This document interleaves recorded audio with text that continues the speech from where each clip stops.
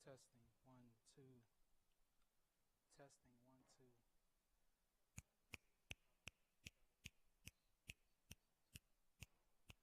Would you mind wearing a headset instead of a lapel?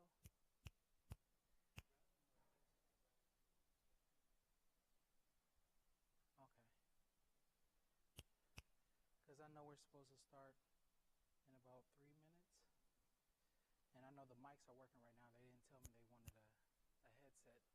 I mean, a lapel mic set up for you. But, okay. Maybe I don't have the volume up. That's probably why. Okay. Give me 1 second.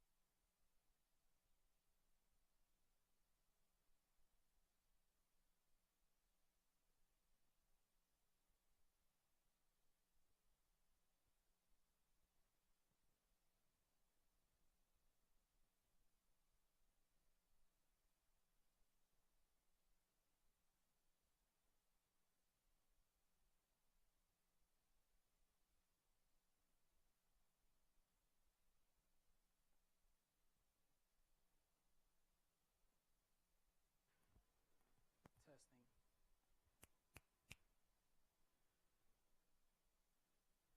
Testing 1 2.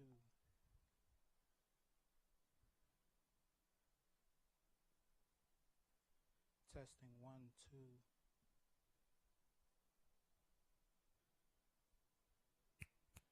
Testing.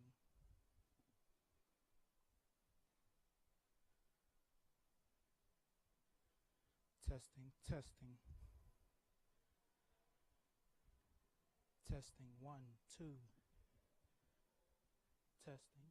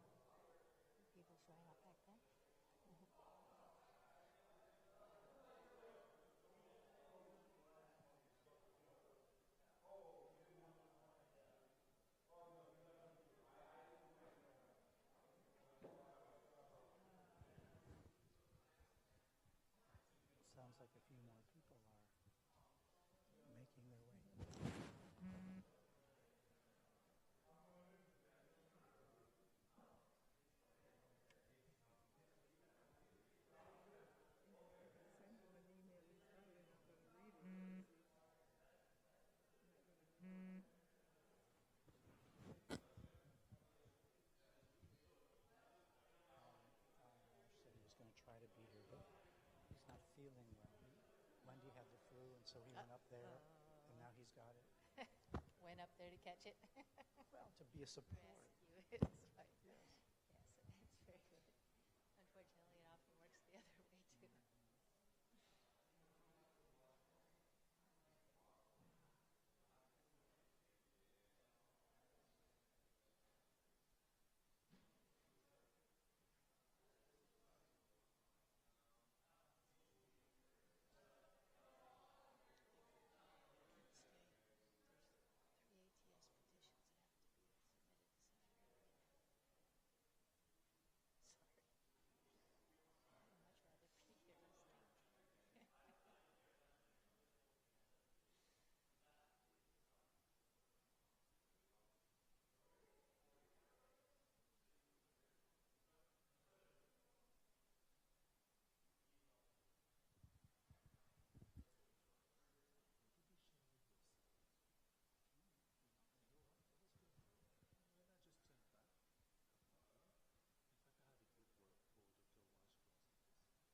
be submitted to Seminary. Sorry.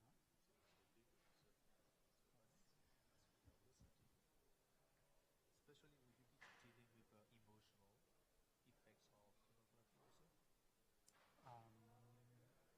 Brad might be doing that. The second speaker might be doing that after me more than me.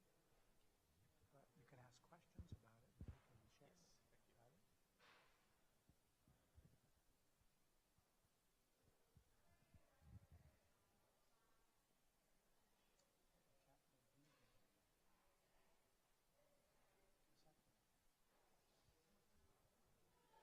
These things sneak by us with no permission.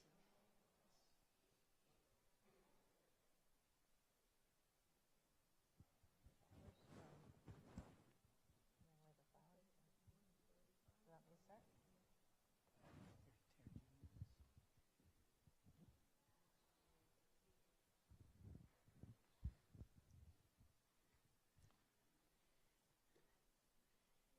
Good afternoon. Hope you're all wide awake and had a good lunch, so you're ready to take advantage of this opportunity, this lectureship that we've been planning for some time.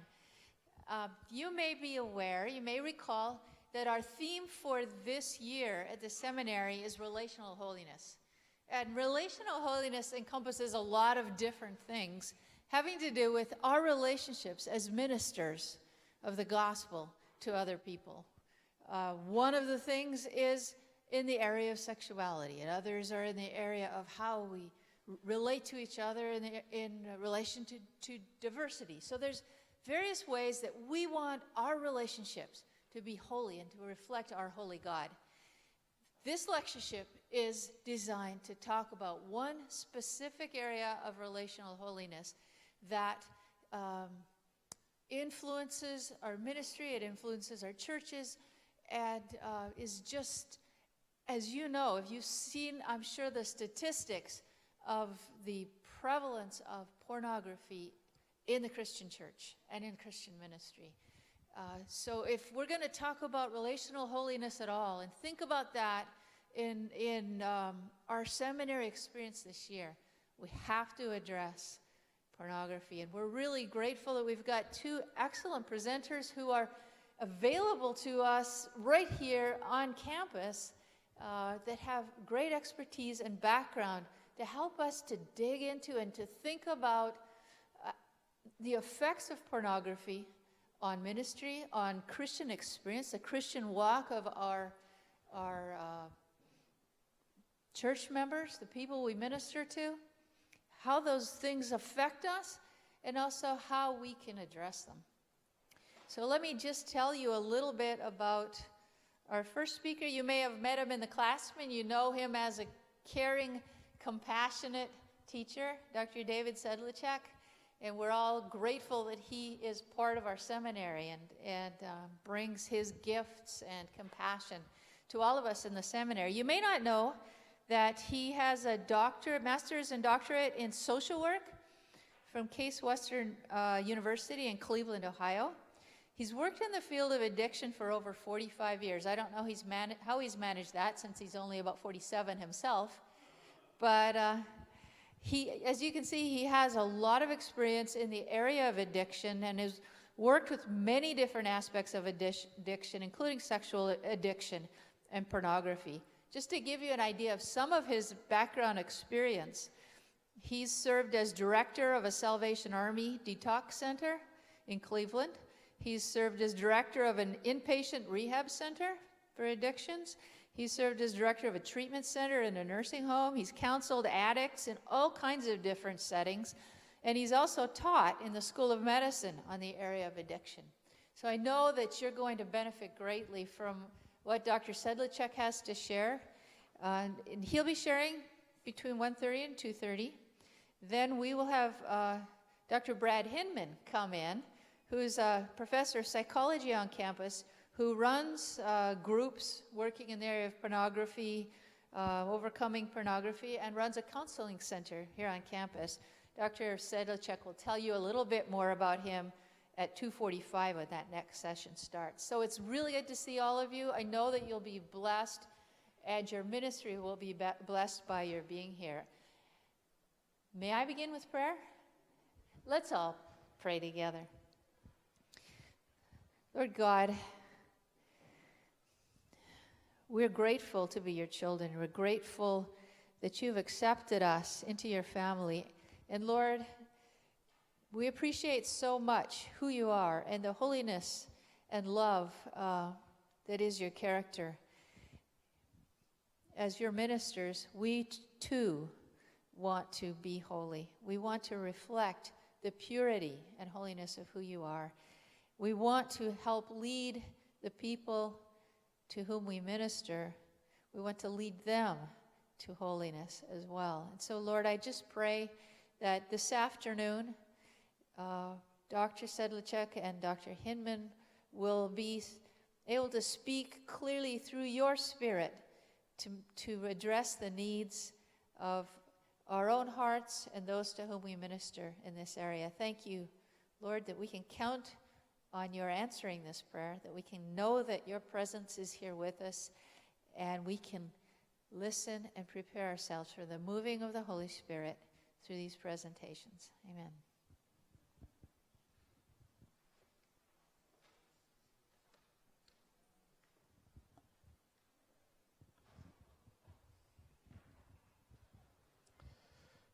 Thank you so much, Dr. Reeve. I really appreciate it.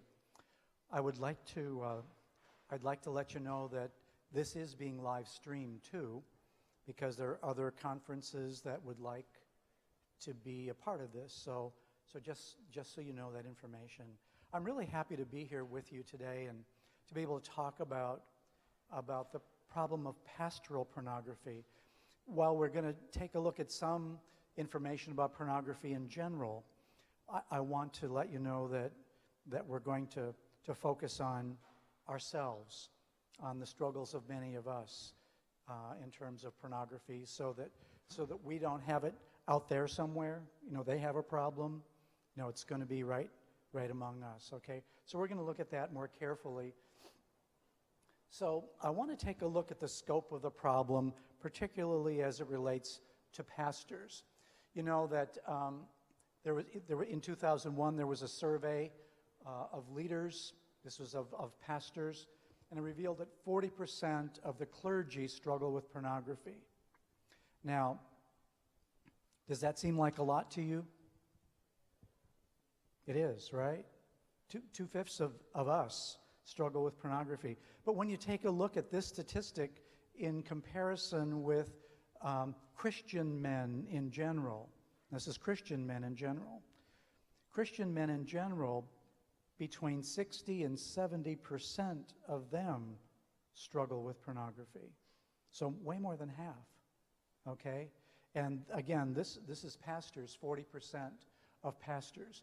20% of the calls on pastoral helplines, particularly the one on Focus on the Family, deal with pornography, okay? You may be familiar with Focus on the Family. They have a helpline for pastors, okay?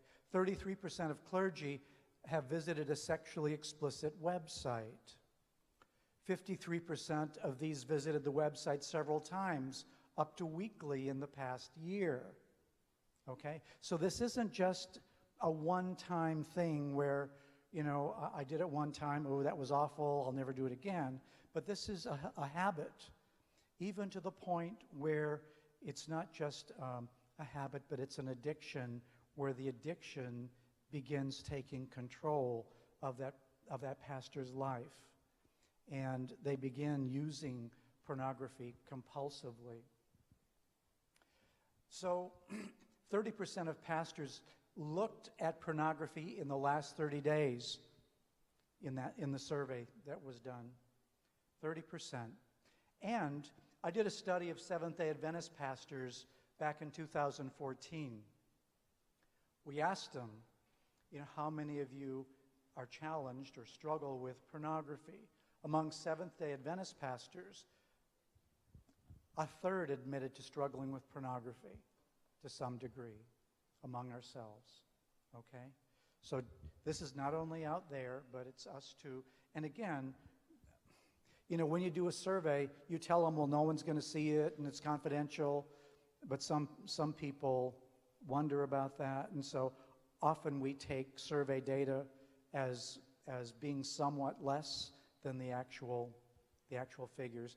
And in fact, a lot of times we know that just with surveys in general. When the subject has a lot of shame connected to it, like pornography, there tends to be an underreporting, of the data. Okay, now talking about spouses for a moment. 28% of spouses know about the problem, okay? 28% only, and 37% of pastors say that pornography is currently a problem. 30% of clergy don't talk about it to anyone. Why don't we talk about it? Why don't we talk about it? One of the reasons we don't talk about it is that, first of all, we don't want to admit it to ourselves. If you understand addiction, any kind of addiction, denial is one of the first symptoms of an addiction. In other words, we have a hard time admitting to ourselves that we have a problem, so we don't talk about it. On top of it, once we do admit that we have a problem, then it's like, well, who am I going to talk to about this? Am I going to go to my ministerial director and talk about it? Am I going to go to my conference president and talk about it? Say, I need to get help? Probably not, right? Well, then who do I talk about it? Who do I talk to about it? Am I going to tell my wife? Well, we see that only 28% of spouses know about it.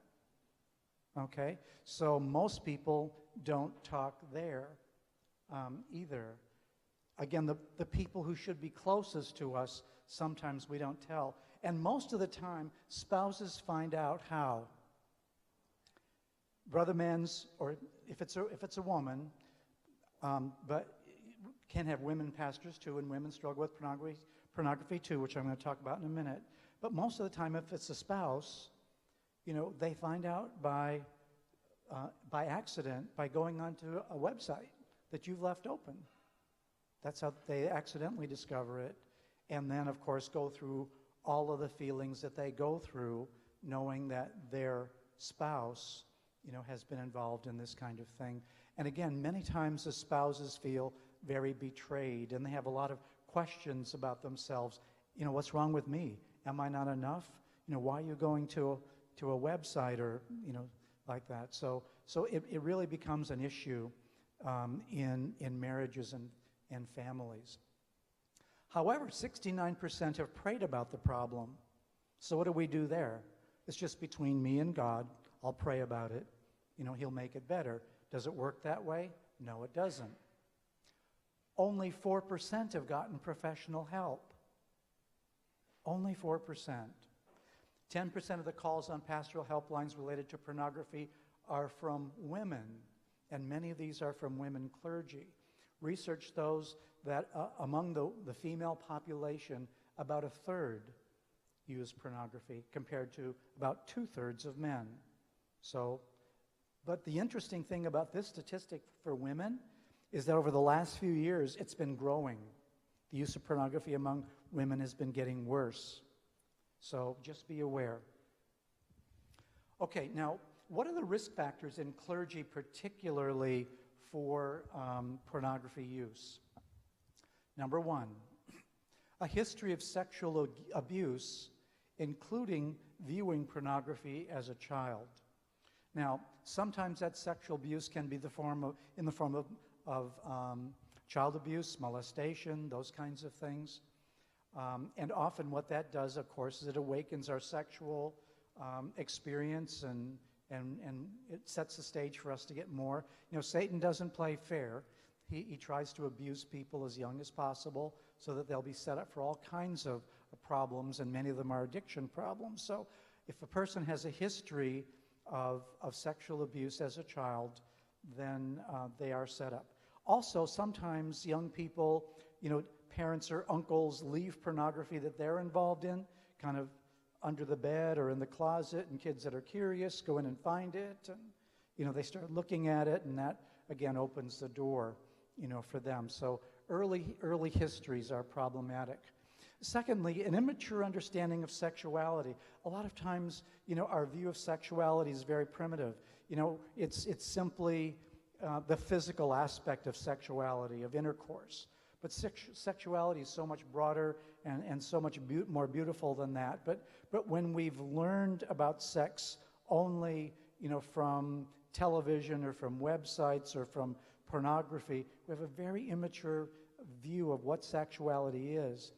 And particularly, here's what I find in the classes that I teach here and in other places. I ask the question, how many of you were taught about sex from your parents? And you know what the result is? Usually it's 10% or less of students here in the seminary had parents who taught them about sex. 10% or less.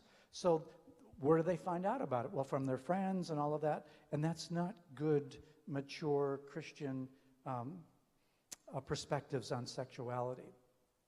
Another one, a family history where rules are stressed more than relationships. Rules in performance. You got to do it right. You know, and if you don't do it right, there's something wrong with you.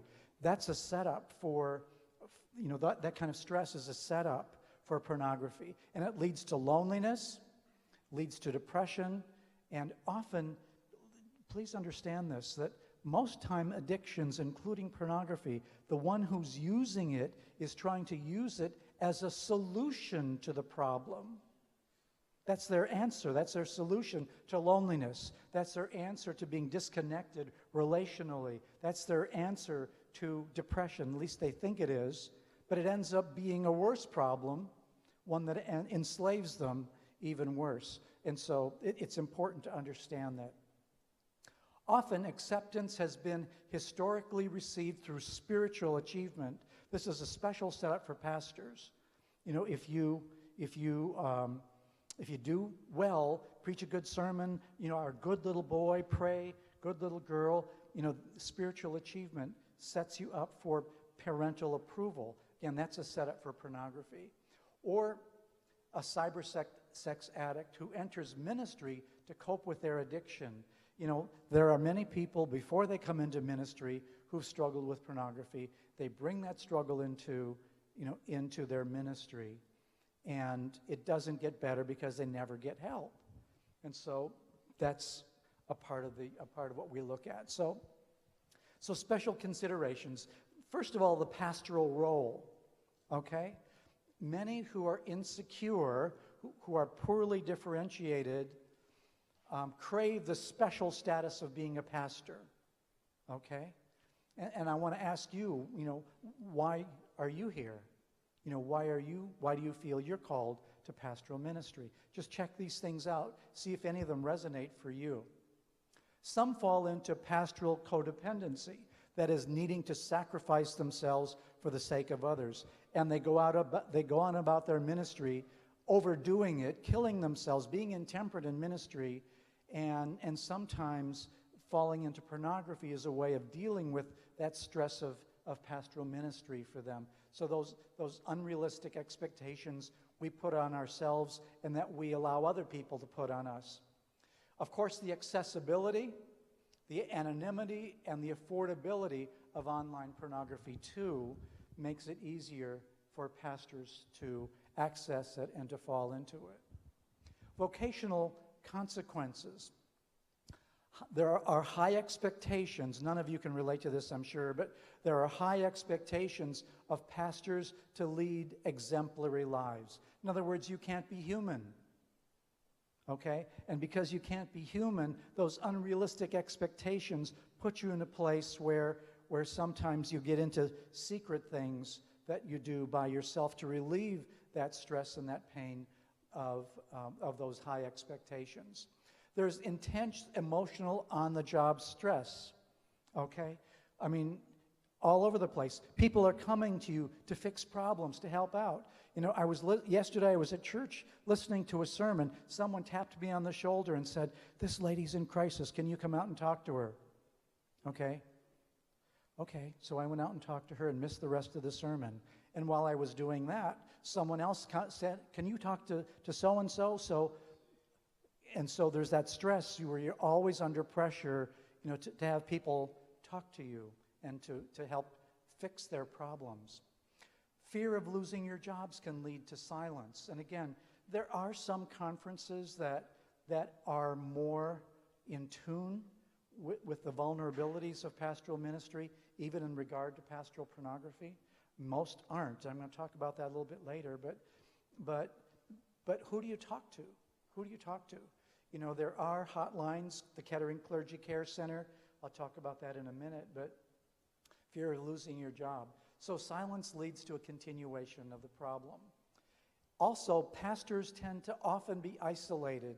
You know, if you're in a small church or a church district, you're not with a team of pastors, and often that isolation leads you to have a lot of time alone, to be more lonely, and because you structure your own schedule, you can have free time, and often that free time can be a setup for you to use pornography, because loneliness is one of the greatest predictors of pornography. You know, one of the real essences of any addiction is that it's really a search for intimacy. It's a search for connection. And when you don't have friends, when you're so busy and you don't even have time with God the way you should, it ends up often being a setup, that loneliness for pornography. Pastoral narcissism. Check this one out. A lot of characteristics of pastors is they're grandiose. In other words, we think highly of ourselves. You know, we think God has called me and I'm great. And don't I preach great sermons and great evangelistic sermon, series, and I baptized thousands of people, and that's about me, isn't it? That's about me. And a lot of us have not overcome that. And so we have self-serving behavior, and we're charismatic, and we get high from preaching, and we have a need for praise and affirmation from our congregation, and that kind of sets us up too, because we really don't know who we are apart from our role as pastor. If I don't know who I am, that I'm lovable, acceptable, of infinite value to God, if that's not been settled before I go into pastoral ministry, I'm going to get my positive sense of self from the people I serve. And if they say, boy, great job, pastor, I'll feel good about me. But if they say, rotten job, pastor, I'll feel bad about me. And I might then tend to go into something like pornography. And some of us have a need to be listened to. We like to hear ourselves talk. I don't know if that's any of you or not, but check it out. Spiritual immaturity. A lot of us tend to engage in black or white thinking. Okay? It's all or none. Again, that's characteristic of codependency many times. And when things do go wrong, we tend to blame others rather than take responsibility for ourselves. That's if we're spiritually immature. We have the illusion that a lot of us do that we won't get caught. I'll do this thing, I'll do it secretly, but no one's going to find out. Okay, God is good enough to not let us get away with that. And we have a belief that the good we do cancels out the bad behavior that we engage in. Okay, so And so it won't matter to God if I just mess up a little bit, seeing a little bit of pornography, because I do such good work. So that'll kind of cancel it out. That sounds kind of Catholic, doesn't it? Sounds kind of Catholic to me. But anyway, a lot of us kind of have that thinking. And accountability. A lot of us as pastors, we struggle with authority. We struggle to submit to authority because, again, we're here. We're the pastor. We don't see ourselves as being one, of the family of God. And so when we struggle with accountability, struggle with true submission to authority, it's a setup. And we don't have an accountability group. I'm so thankful today that more and more conferences are building accountability groups into the pastoral experience of the men and women in their conference. There are team leaders often that are responsible for a number of pastors, and they talk or they meet regularly so that they have support and accountability among the pastoral team. To me, that's an ideal place, if it's a safe place for pastors to talk and share about their struggles. Unfortunately, in my work with pastors, in my surveys with pastors, there are some who feel, if I'm vulnerable with someone in my circle of pastors, is he going to use it to stab me in the back later on in my ministry? And they've had that experience. So sometimes we're not safe, and we need to make it safe for each other.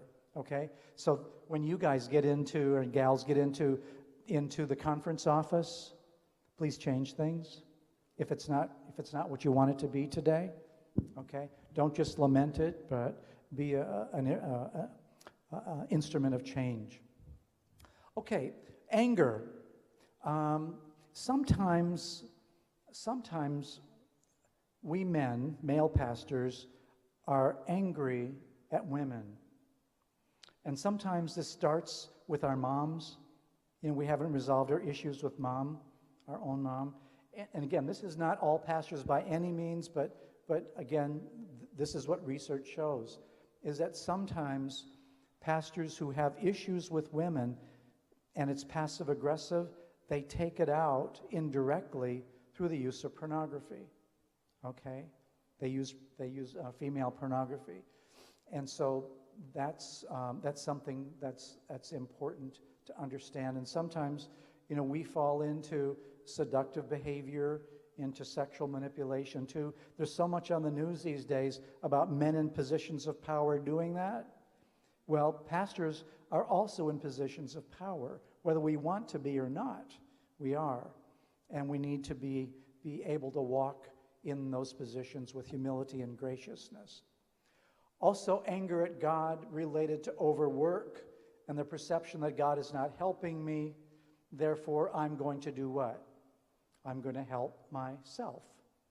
Okay? I'm going to help myself. And so I think that is an issue that many pastors probably don't consciously struggle with, although sometimes, when people come and talk to me, that's something that they share. A sense of entitlement many pastors have. I deserve to have, I deserve to do, I deserve to get, and you fill in the blank.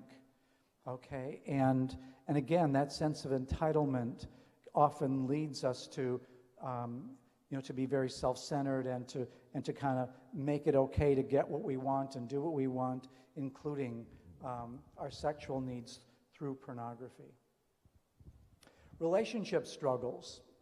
Pastoral ministry places great stress on strain on marriages, just in and of itself. Okay, the time demands of pastoral ministry and inadequate time spent with children and spouse leads to a lot of strain, and sometimes pornography is used to relieve that kind of stress, that marital stress, particularly if there are intimacy challenges between a husband and a wife. The pastor is going to try to get that done through a need met through pornography. Or performance oriented pastors often blame their wives for the problems that they have. You know, I'm doing all this, I'm spending all my time on this, and you're not supporting me well enough. There's something wrong with you. So instead of taking responsibility, they tend to project that and use that as an excuse for their addictive behaviors. It's interesting with pastors, pornography co-occurs with other addictions many times. For example, research shows that 19% of pastors struggle with alcohol. Okay? Interesting. 33% of the Adventist pastors in the study that we did of them admitted to media addiction.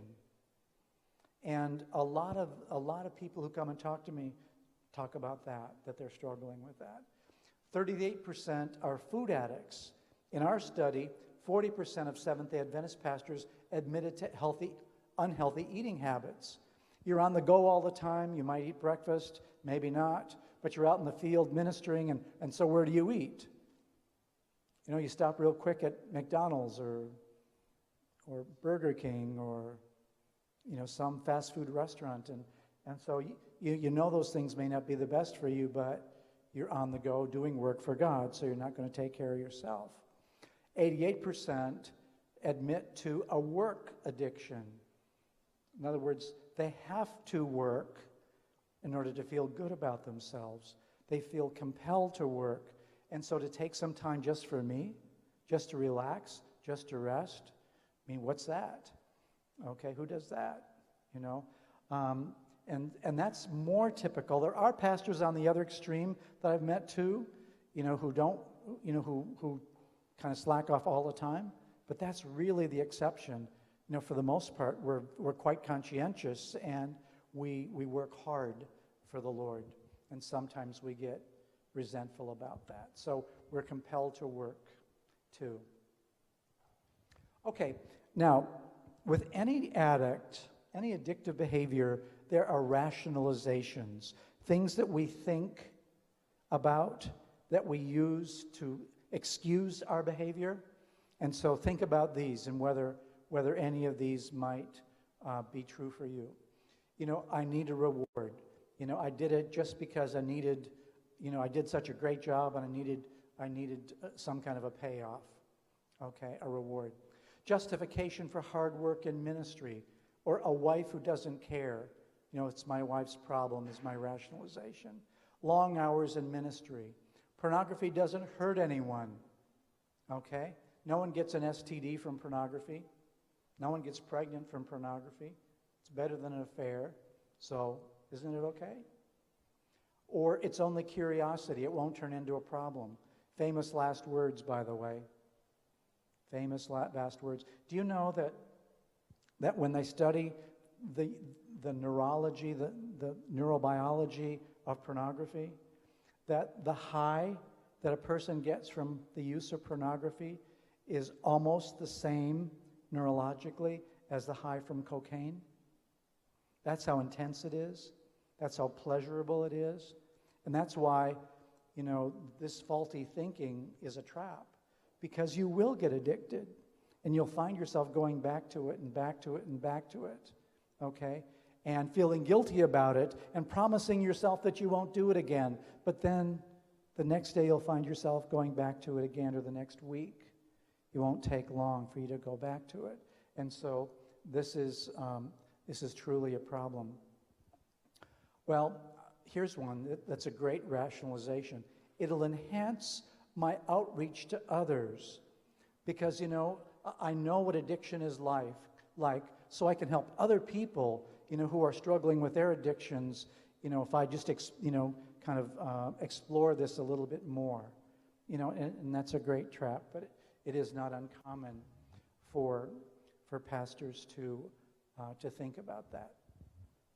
So, what are some of the symptoms of unmanageability when it comes to pornography? In other words, how do I know that I have a problem? And again, you understand, I'm talking personally. I could say, how do you know that a person has a problem? Okay? But I don't want it to be a person. I want it to be, how do I know that I have a problem? Okay? Well, one of the issues is the issue of unmanageability and loss of control. You know, I don't want to have a problem, and what we think is, I can control it, okay? I can manage this. I don't need help, you know, and again, that's common with most people who struggle with addiction of any kind. I don't have a problem. I can do this by myself. And so when you engage in behavior that violates your own moral values, I know it's wrong, okay, and yet I do it anyway, that's unmanageability, okay? I'm doing it anyway despite my own value system. Attempts to stop that are unsuccessful. You know, when we do something wrong, there's this being called the Holy Spirit, and the Holy Spirit works on our conscience. You know, our conscience is really the voice of God to the soul inside of us. And so when we feel guilty for having engaged in pornography, most of the time what we do is that guilt leads us to do something, and that is to make a promise to myself that I won't do that again. I don't like feeling guilty, okay, so I won't do it again, okay? And when I find myself, despite my promise of trying to stop, doing it again, is that evidence of unmanageability, of loss of control. That my promises to myself not to do it are not enough. They're not working. They're not working. So we make attempts to stop, okay? We might promise ourselves that we'll stop. If it's really bad, we might tell our spouse in an attempt to stop. Or we might, put, one of those blocks that you can put on your computer to keep sexually explicit, websites from coming. We might put like XXX Church is one of them. We'll put that blocker on our computer. Those are attempts to stop. Okay? But then at some point we learn how to bypass that, or we'll promise our wife, but we'll find ourselves doing it again. Again, all those attempts to stop won't work. Okay? Rationalization, we just went through a list of rationalizations, but rationalizations are designed to fake myself out, to think that I don't have a problem when I really do, to talk myself out of having a problem. Now, another issue with pornography that is a large one, of course, is that when a person is using pornography, typically what they're doing is they're masturbating and using fantasy, okay? And so that is something that often is a sign of unmanageability too, and loss of control. I'm fantasizing about this. Even when I'm not using pornography, the images are there, right? The images are there. Whatever you put in is going to be in the computer system up here. And those images come out at times when you least expect them to come out. And even perhaps when you're making love to your spouse, if you're married, those fantasies will come out when you don't even want them to come out, when you're making love to your spouse. And so that is a problem. No chemical tolerance means that it takes more using pornography than it used to get me to the same level of pleasure than it used to do. Okay? And so that's the issue of tolerance that we see with all addictions, including pornography. Or when we use sex to change our mood, to elevate our mood, or to relax. What are we doing? I'm using sex for that, but is that an appropriate use of sex? I should be able to change my mood. How? I want to go to God for those things. I want to go to God to help me relieve my stress and relax. I want to use things that are helpful to me, not things that are harmful to me to take care of those needs that all of us have. And many of us, by the way, we don't know that it's okay for us to take time to relax. And so we'll do kind of a quick pornography thing to help us relax after a hard day's work. Okay, so understanding this, stress triggers sexual behavior. Stressors are triggers. And so one of the things I would ask you to think about is, to what degree do I handle stress poorly or well? What do I do to manage my stress? What kind of things stress me out? Okay? When I am under stress, am I more irritable? Am I not talkative? Do I tend to be depressed? All of those things are important for us to look at and examine within ourselves. How do I handle stress or not handle stress? If I don't have good mechanisms of dealing with stress, by default, I'm going to begin using unhealthy mechanisms of dealing with stress. And pornography is just sitting right there. It's a multi-billion-dollar industry. A multi-billion-dollar industry. The revenue from pornography is, if my memory serves me right, the third or fourth leading income producer, revenue producer in the country. Okay? That's how much people use this. So rituals become established. Okay? And the ritual stage of sex addiction is defined as the regular use of pornography. So I'm in the habit of using it. But in addition to just being in the habit of using it, I have a routine that goes along with it. Things that I tend to do all the time when I'm using pornography. That's the ritual part of it. That is a part of the habit of it. This is a time when a person is no longer just experimenting with pornography. The behaviors become a major part of their daily life. Okay? And if not daily life, weekly life, however often they do it, they have a ritual connected to it.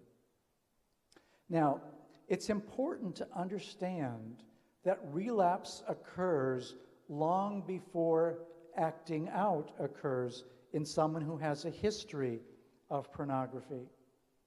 So, a lot of times, a person will come and tell me, well, I haven't seen pornography in 3 months. Well, good. I'm glad to hear that. Okay? But I'm beginning to have some thoughts inside of me that are tempting me to go back to pornography. Or, I talked to this young lady in a way that, that was a little sexual. What is that? What that's telling me is that person is already in relapse, even though they haven't used pornography again yet. But they're engaging in thinking, in rationalizations, in behavior that is setting them up to go back to their primary addiction. Okay? And so it's really important that if we're trying to overcome pornography or an addiction to pornography, that we have a relapse prevention plan in place. Okay, what am I doing? What can I do to try to, to look at the triggers that I have? Most of us have stress triggers or other kind of triggers that set us up to go back. So I need to become knowledgeable of myself and my own triggers. What are they? What are the things that I do that kind of get me back into doing it? And so we have to do that inventory of ourselves. We have to really look at ourselves and our behavior carefully. Why am I doing what I'm doing? Okay? And then what countermeasures can I intentionally build into my life to help me no longer be triggered and to overcome those temptations that I have? So relapse is important. That relapse occurs first in the mind and then in the behavior. Okay, I want to talk just a little bit about the treatment of sex addiction. Dr. Hinman is going to talk more in depth about it during his presentation, but I want to introduce the subject for us today. Because there is a neurochemical intolerance to sex addiction, when we're trying to help someone overcome, again, a part of overcoming is using the power of God, but it's also reprogramming the body. Because the body's going to be there, the urges are going to be there. You know, they're not going to just magically disappear. And so one of the things that we recommend often with someone who is just trying to stop for the first time is we want to try and help them recalibrate their body. And so we recommend, even if they're married, a period of sexual abstinence from 30 to 90 days. Now, remember the Bible says that you shouldn't withhold sex from your spouse, right? So this has to be done with the consent of your spouse, okay? He or she needs to be, in agreement with this. But what this does is it counteracts the addict's belief that sex is their most important need and I can't do without it. I mean, how many of us have that belief? I got to have some, And if I'm not married, I'll get it through pornography. A lot of us have that belief. I can't do without sex. I'm a young, healthy male, and testosterone is circulating around. Therefore, I have to somehow express that, whether it's masturbation or whether it's pornography or both or whatever it is. But you can. You can. I don't care how old or young you are. You can do without it.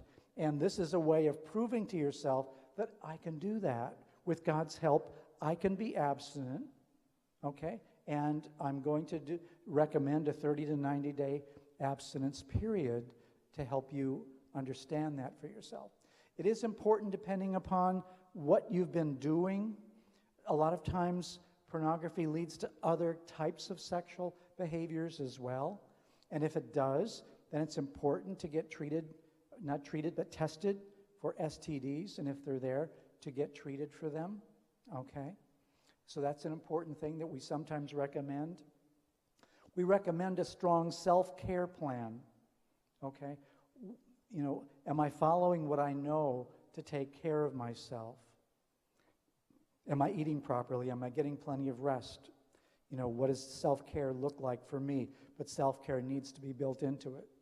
One of the things that has been found, which is very interesting, is that people who struggle with pornography, there's a high correlation between pornography use and ADHD. Okay?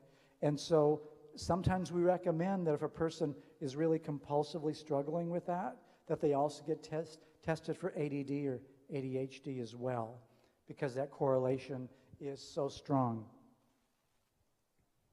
Okay, so engage in a step program of recovery, okay? Now, when I talk about a step program of recovery, I'm talking about the 12 steps, okay?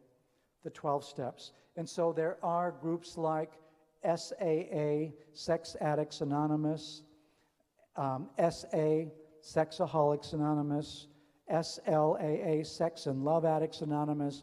All of those groups are groups for the primary treatment of pornography or sex addiction. Those groups are available. I'm going to give you a reference to that. Well, here it is right here. Sex Addicts Anonymous, there are groups that meet in South Bend on Sunday and Thursday at 7 o'clock. Okay? And Journey to Wholeness, by the way, we have, that's the Seventh-day Adventist, Christ-centered 12-step group. It meets here on Friday mornings at 10 o'clock, okay, in N108. Also, there's another Journey to Wholeness meeting in South Bend. and that meeting meets on Sundays at 2 o'clock. And that's the meeting I go to every week when I'm in town and not away speaking somewhere. And again, that's not just for sex addiction, it's for a variety of addictions and codependencies and different issues, but it's not unusual for us to have people who come in with a sex addiction issue. So those are some places where you can get a 12-step kind of help. Accountability software and computer filters where you don't have the password. Okay, you don't have the password. So Covenant Eyes is one that's frequently used. I have people who, I'm their accountability partner, and I get a report every week, for them. Or Safe Eyes or afafilter.com. These are different accountability type programs where you're accountable to someone else. And so if you do look at a website that is considered high risk, then that shows up on the report that your accountability partner gets each week on your behalf. And if you've crossed that line, then expect a call. Say, hey, I noticed that you were looking at such and so-and-so. Tell me about that. What was going on? Okay. And so they'll either explain it or, some pastors say, well, I was using it to prepare for my sermon. Say, okay. Really? Okay. Let's talk about that. All right.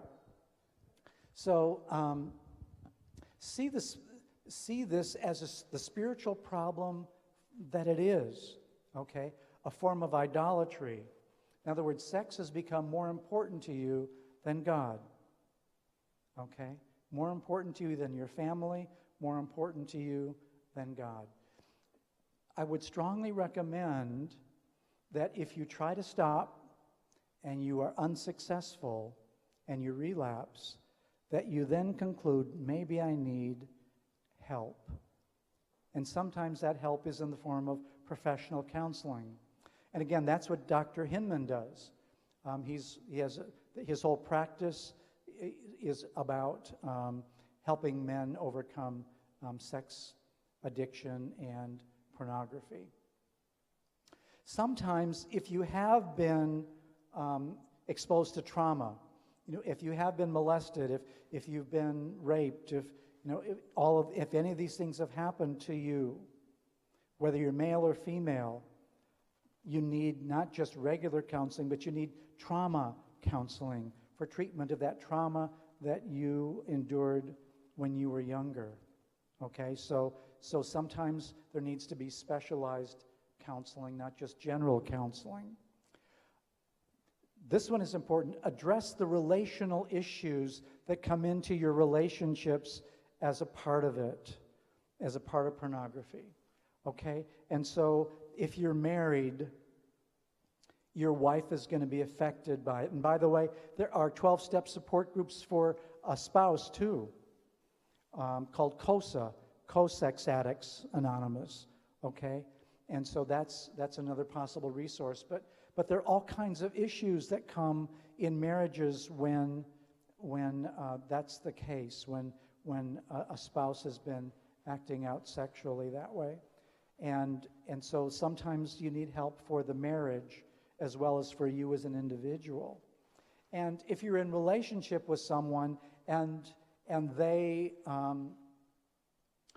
you're not married yet, but you're in relationship with someone, do they deserve to know that you struggle with pornography before you get married?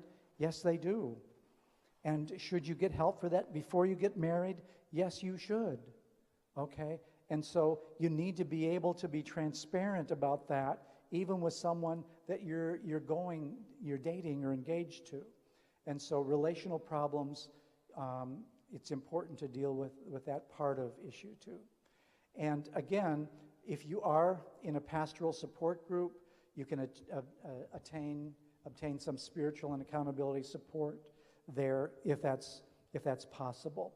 And by the way, sometimes pastors have told me, look, I don't have that kind of capacity through the Adventist church. And I say, well, then talk to a pastor from another denomination. Is there anything wrong with that? going to the pastor down the street from, the Methodist church or the Pentecostal church or the Baptist church. Is there anything wrong with you talking with them? Hello? No, there's not. There's not. Okay. Sometimes returning to ministry is a challenge. One of the things is, if it gets bad enough where the conference office finds out about it, even today, many clergy are asked to step down from their church, to step down from ministry. They're dismissed from ministry. This happens, unfortunately, too often. But if you have a supportive congregation and you have a conference office that is supportive of redemption and you're getting help, then a return is possible, okay? And I'd like to see much more of that than we've had in the past. But if you're going to return to ministry, there needs to be a good accountability plan. And that accountability plan is not for someone to look over your shoulders and to just be watching you. It's for you. Primarily, you need to be accountable to yourself, okay? And so the accountability plan is as much for you as it is for others. And again, your faith community must be supportive of you, okay? Now, here's some ideas that I have about helping with this issue more broadly. As pastors, I want to suggest that you preach about sexuality, even from the pulpit, openly but sensitively. Because please don't assume that your congregation knows about this topic well. Again, we don't talk about it openly, but this is one of the most important things for us to talk about. And if we don't talk about it with our children, in appropriate ways, it's going to set them up for sexual sin, pornography, or whatever else Satan may tempt them with. So we need to talk about this more. We need to hold workshops in the church on sexuality, both with adults, certainly with young adults, with teenagers. We need to teach our young adults and older adults with children how to talk to their children about it, because they don't know how. Most of them don't know how. We need to build accountability groups into the church, like why not invite an SA meeting to be hosted in your church, that every week, or a Journey to Wholeness meeting in your church, where people can talk about these kinds of issues in a safe way. Start focusing on this issue as a part of singles ministry or youth ministry or couples ministry in your church. So here are some resources that we found to be helpful. The Adventist Church most conferences have contracts with the Kettering Clergy Care Center in Dayton, Ohio, and they are certainly familiar with this. Barnabas Christian Counseling Network specializes in helping with pornography. PureIntimacy.org, StonegateResources.org, EstherMinistries.org is an outreach to wives of sexually addicted ministers. In Buchanan, Michigan, right down the road, there's the Lodge Retreat Center. They regularly have kind of workshops and retreats for even ministers with sex addiction problems or pornography problems. Bethesda Workshops is kind of a 4 to 5 day recovery program. Very excellent. They have a website that is important. Faithful and True Ministries, Mark Laser and his wife Debbie have this ministry. He's a former, he is a pastor and a psychologist. This is his area of specialty. Sometimes the Counseling Center, University Counseling and Testing Center, has a group for pornography many times. And then Brad Hinman has a counseling center here in Berrien Springs. And this is his contact information. Again, he's going to be coming and talking in a few minutes about some of his experience with this with you, so you'll be able to share. We're also going to have at 4 o'clock, a question and answer period where, you can ask us. I'm hoping you're taking questions down and anything that you want to ask about this, later on. So for now, my time is up, and so we'll have like a 10-minute break, and at 2:45, Dr. Hinman will start again with his presentation.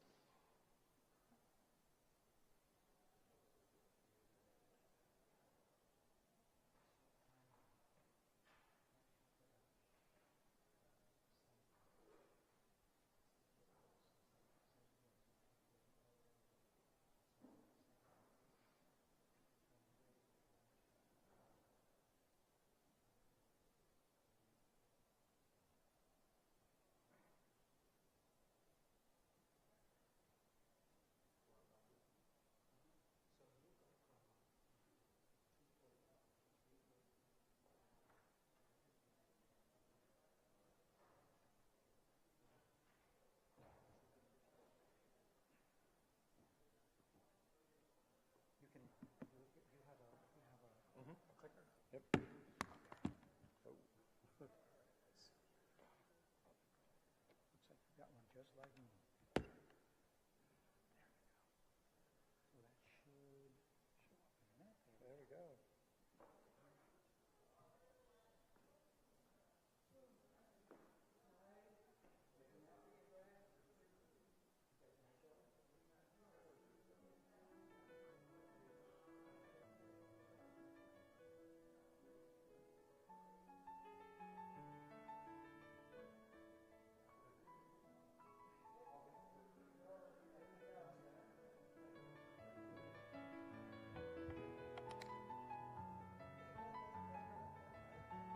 Hey, Brad, are you okay with using this? Or what would you prefer? Can I just yell? It doesn't work well here. If it doesn't, okay, then I guess I'll hold it. But I tend to flail presenting. I do too. Oh, really? Mm-hmm. So then you need me to speak in the microphone. Yes.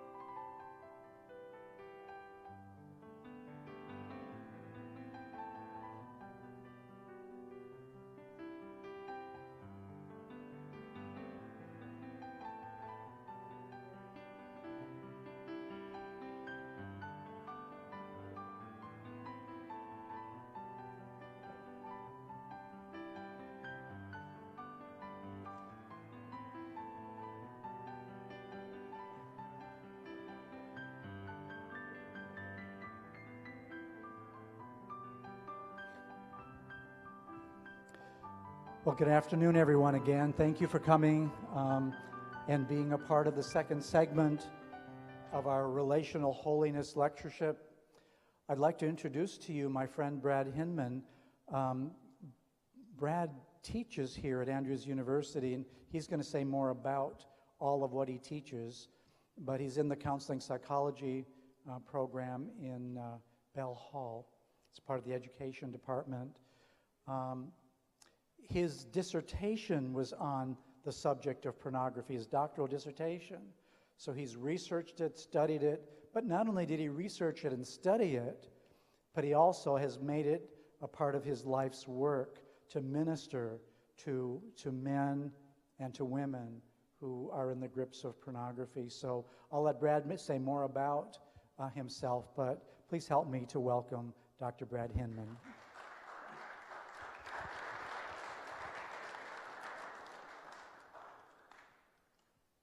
Thank you. And as Dr. Sedlicek said, I do teach in graduate psychology and counseling.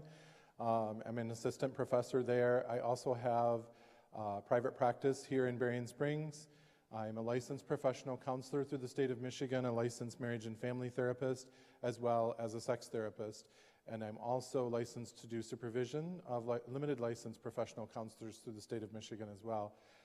So there's not a lack of things for me to do during the day. But as he said, I do have a number of clients with this issue.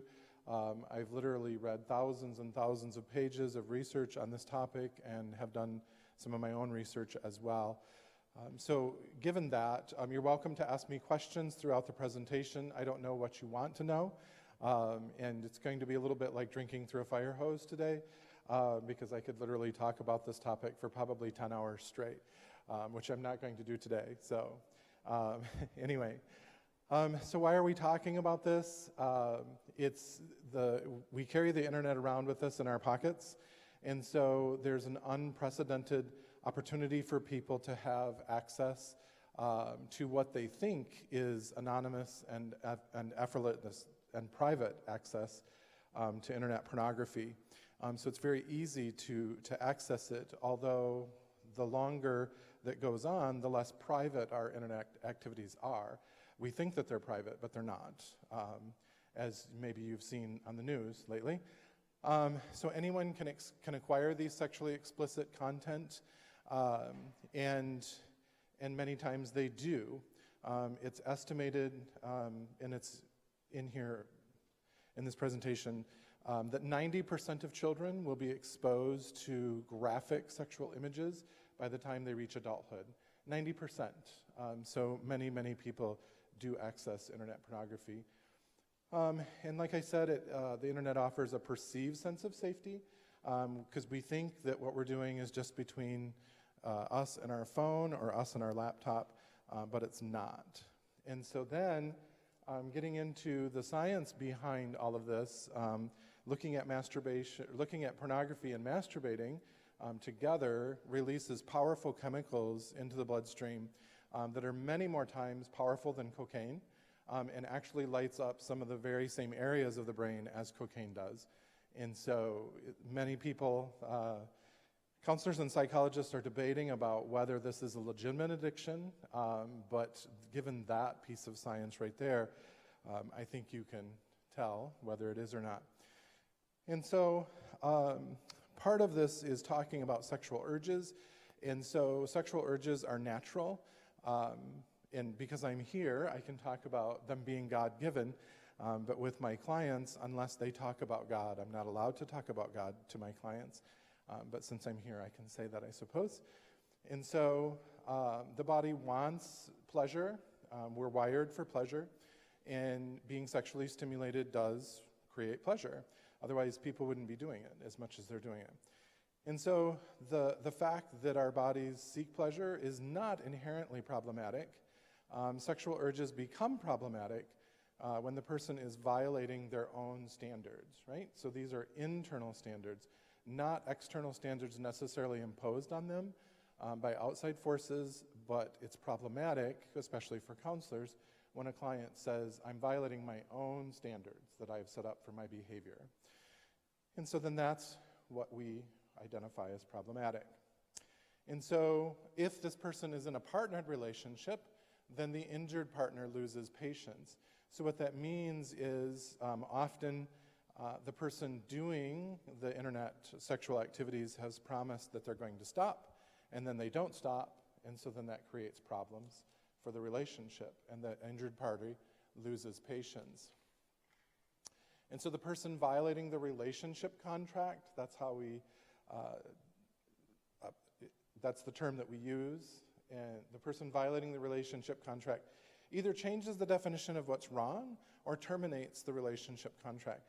So a person for whom this behavior has become problematic, we could say compulsive even, so they either have to change the definition of what's wrong. Well, you know, if she were doing more things sexually to me, then I wouldn't have to look at porn. That's changing the definition of what's wrong, right, of what is wrong or prohibited. And many people do that. Or they just simply, well, if this is going to be a problem for you, then we can't be together anymore, right? Because I'm going to do it one way or the other. So the person is really left with two choices. And so, like I said earlier, when the person violates their relationship contract, and I'm not necessarily just talking about marriage, but any kind of relationship. Parents and children have relationship contracts. Bosses and employees have relationship contracts. We all have relationship contracts. Whether they're written down or not, it's another story. But the person is generally violating their own standards, even if the person's not in a relationship. Because I have clients all the time that come to me and they say, I want to give up porn and I want to give up masturbation altogether because I'm not in a marital relationship, and so I want to give up all sexual behavior.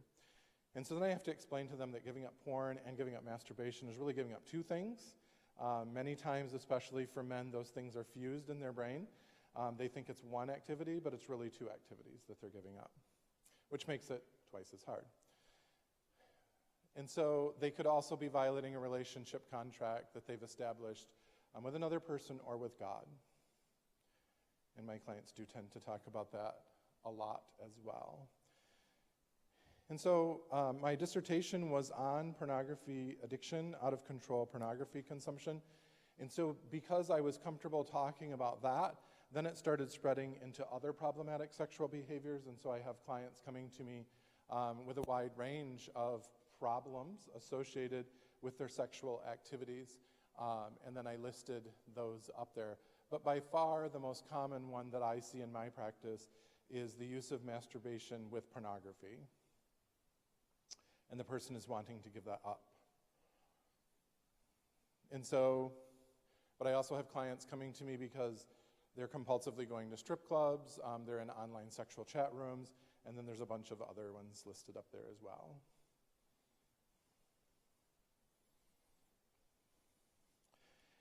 One of the most popular things that I get asked when I do talks like this is, how do I determine whether this behavior is out of control or addictive or not? And so here are the questions, the literal questions that I ask clients to assess whether they're addicted to pornography or not. Notice that frequency is not up there. Counselors and social workers and psychologists, we don't assess addiction by how often you do something.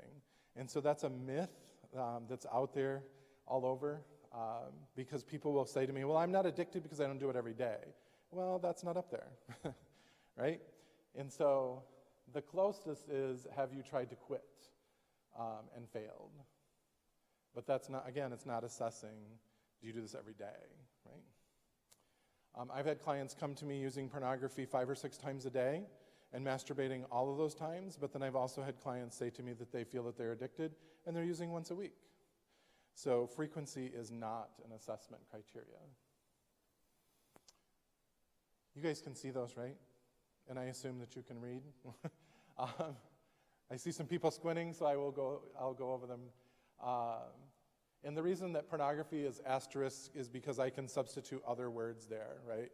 So do you go to strip clubs do you think about going to strip clubs when you're not going to strip clubs? So are you preoccupied with it?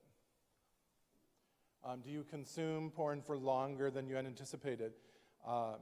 So the average amount of time spent on porn sites is 7 minutes. And so sometimes men will say, well, I'm only going to go on there for 7 minutes, but then 3 hours later, they're still on there, right? And that's because they're probably searching for something that they haven't seen before, or searching for something that interests them. The third one, do you consider... Okay, good. Do you consume worse or harder core porn than what you had anticipated? Every single person that I have ever seen with this issue has started out saying, I'm only going to look at these types of images, what we call vanilla porn, and then they end up cascading through their own barriers and going on into other types of pornography that end up being worse and worse in their own mind. They know what that question means. I've never had a person ask me to clarify that question. And so the fourth one, have you ever had headaches, nervousness, irritability, or other withdrawal symptoms after being without porn? I don't ask them, do you have withdrawal symptoms? Because they'll say, well, no, because I'm not having convulsions, which is a withdrawal symptom from alcohol addiction. Not everybody withdrawing from alcohol addiction has convulsions, but it is a symptom. And so what I say is, do you have headaches, nervousness, or irritability when you've been without porn? Which is, I'm asking them about withdrawal symptoms. And then the next one is, have you ever used porn to cover up those withdrawal symptoms from the previous one? Then the next one, have you ever tried to quit using and failed? I have. By the time they get to my office, they always answer yes to that question. Because they've tried to exhaust other avenues to help themselves before they come to me and pay me to talk about looking at porn and masturbating. Have you ever used porn at an inappropriate time or place, such as at work or church or somewhere else? Have you reduced your participation in social, occupational, or recreational activities in favor of using porn? So in other words, like, have you ever made an excuse to stay home from your nephew's birthday party so that you can look at porn and masturbate? That's an example. And the last one, have you ever continued using porn even though you've suffered consequences for that? Right? So my girlfriend or my boyfriend has threatened to break up with me, and so I promised I'd quit, but then I went back to it and kept using again. So that would be an example of saying yes to that last one. So wild guess, how many do you think that they need to meet in order to meet the criteria for having compulsive pornography use? It's not one. 5. Yeah. So if they meet 5, which happens to be the majority then, right? So if they meet 5 of those criteria, then they have an addiction. There's 5 levels of addiction, so level 1, 2, 3, 4, and 5, level 5 being the worst, which I also can assess, but I didn't include in this PowerPoint presentation. And so why is this a problem? Why are people struggling with this? We live in a culture now where when people want to know how to do something, they Google it, right? So if they're in 1st or 2nd grade, and like this gentleman is here, right? And he hears a 3rd or 4th grader talking about blowjobs or whatever else that he might be talking about, he's going to go home and Google those, right? He's like, what is that? Because we Google everything, right? And so when he Googles that, literally millions of porn sites are going to pop up on his computer. And at this age, they do not have what we call a sexual template in their brain for where to put that, right? If, I didn't, but if there were a pornographic picture on the next slide, you would all know where to put that in your brain because you have a sexual template. Whether or not you've ever engaged in sex, you still have a sexual template by this age. And so this gentleman does not have a sexual template, and so he has no box to put that in. So now we're creating a new box in his brain, which every subsequent sexual image or sexual encounter that he has for the rest of his life is going to be gauged by that box, by the porn box. Are you getting what I'm saying? So porn has now manufactured sex for the rest of his life. Right. It's created the box for him, which he did not have previously. The porn industry, I've watched dozens of interviews with porn stars and porn manufacturers, porn producers, And they will tell you that they don't intend on being a role model. Have you ever noticed that when people get caught doing something bad, they say, well, I didn't want to be a role model? Sports stars say that all the time, right? I've never said that I was a role model. Well, guess what? If you're getting paid millions and millions of dollars to play football, you're a role model. So the porn industry says that they're not a teacher. They don't intend on being a teacher. They intend on making money. That's their job. And by the way, they're making tons of money. The porn industry earns more than CBS, NBC, and ABC combined. To put it in terms that may be easier for you to understand, they earn more than the NFL and the NFL, the NBA. What's the baseball? And NBL, national, whatever that is, right? So more than the football industries. I spend my time researching stuff like this, not sports. But more than the baseball, football, and basketball professional leagues combined. Yeah. Okay, but unfortunately the porn also takes a person further into fetishism, sex without love, and enjoyment without consequences. That is kind of their mantra, like that they're intending to do that, right? Because they'll expose people to more things than what they're interested in, which then makes them interested in new things. And so, but I'm a Christian, right? Why are we talking about porn? And so what is our duty, right? What is our duty as, I'm assuming some of you are going to be pastors someday since we're in this building. And so what's our duty regarding our parishioners and the children that we'll be come in contact with, right? Children of our parishioners, but you'll probably have contact with some church school at some point in your future, right? So what is our duty with these people? So control versus influence, because I'm not here to talk to you about theology. You have very capable professors that will talk to you about the theology of everything. But I will talk to you about control versus influence. And so naturally, people like to control other people, especially people who are under their care, right? And so, like parents and children, for example, right? Parents like to think that they're in control of their children, but do they really want to be in control? Because once you're in control of somebody, you are then responsible for them and responsible for their choices. And rather, what we need to do is be an influence, right? And so, yes, I'm setting you up for another sentence that I'm about to say. We don't talk about sex and we don't talk about pornography as a church. We're very silent on this topic, right? And when I have the opportunity to talk to people about this topic, I use, especially Adventists, I use the analogy of, have you ever talked to your children about food? Have you ever talked to them about diet and clean and unclean foods, right? Everybody always says yes, right? We all have that neighbor, that Sunday-keeping neighbor who's out there grilling, right? And we tell our kids, don't go over there because, he's probably serving pork, right? And we don't really like that. So, just eat the potato salad because that's safe, right? Unless you're vegan, and then that's not safe either. And so, but we should be talking to our kids about porn and about sex as much as we talk to them about diet. Because our sexual natures are God-given and God-ordained. And if we are silent about the topic of sex and porn to our children, then guess what they're going to do? Do you want me to go back to that slide where it says Google? They're going to Google it to learn about it because we're silent about it.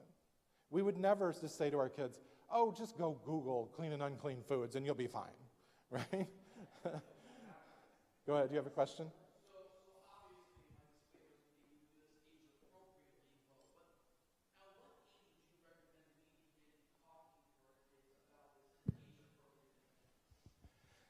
I always get asked that question, and then when I answer it, people are shocked. Yes. Right. If I were in charge of the world, parents would be talking to their kids about porn before the age of 4. Right? So I have a 1.5-year-old son. So what's your recommendation to me of how I actually, oh, I'm loud enough, it's okay. What is your recommendation for how I begin approaching that with him at the age of 4? Excellent question. And I'm really glad that you actually asked that question. Because in the way I would do it is talk about good pictures and bad pictures, right? And you are going to be exposed. Do you remember the 90% statistic, right? I wouldn't even say if, right? I wouldn't even say I hope you're not. You are going to be exposed to pictures that you know, because inherently, even a 4-year-old child has a sense of good and bad pictures, right? And so, and also the other key is, for all of you, not just the gentleman that asked the question, but be open to having your children ask you questions, right? So when your 4-year-old, is it a son, 4-year-old son? When your 4-year-old son comes to you and says, you know what, I saw this bad picture, and it made me feel icky, and I have questions about it, and you lose your mind, he is never going to ask you another question, ever, about sex. I guarantee it, right? And so we need to be open to the questions that make us uncomfortable as adults, right? So that they can ask questions and learn, right? Learn why porn is not a good idea, right? That there's pictures out there, but they're probably not a good idea. The same as you would probably describe certain movies that you don't want him to watch, right? Use the same words. Good pictures and bad pictures. So I'm sorry, this is just a follow-up to his question. I know the third hour is for Q&A, but I just had to follow up to what he asked. Is that recommendation as a practitioner based on your knowledge of what occurs? Well, let me ask you, is it based more on your knowledge of what occurs in sort of, the educational paradigm of the U.S., or is it more based on biology? And the root of that question is, does that apply for children, do you think, who are homeschooled and things like that? Are they biologically ready for that as early as 4? I would still have that conversation with kids even if they're homeschooled, because, they're probably going to go to somebody's house someday, right? Or they're going to go to some activity, right? And, unfortunately, even children, as I've seen children with smartphones as young as 8, just in my circle of life, right? And I'm old, so I don't get exposed to a lot of 8-year-old children. But I've seen them very young with smartphones that are internet capable. I've had a client as young as 6 who was addicted to pornography, right?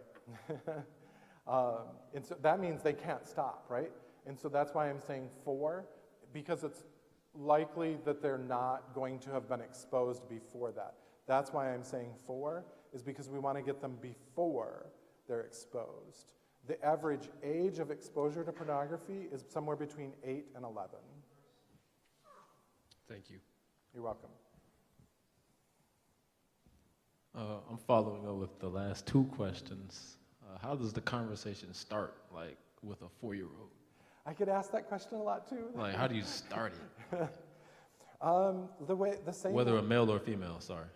I tell parents to start it the same way you start any other conversation, right? It's really, when I get asked, how do you start, I always think that they mean where, right?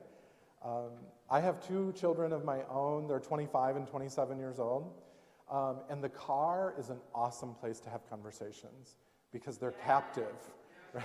They can't get away, right?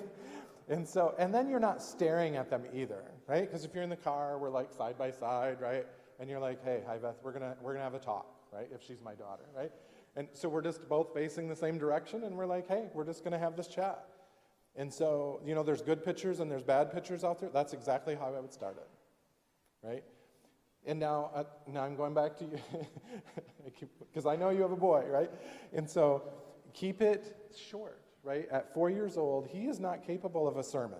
Sorry, he is not going to pay attention for half an hour, right?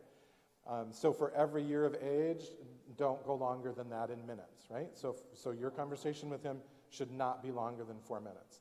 Now, I don't say go 4.5 minutes, right? That's the maximum, right? So you're talking maybe 3 or 4 sentences that you're exchanging with this child, because their attention span's not going to be able to handle it.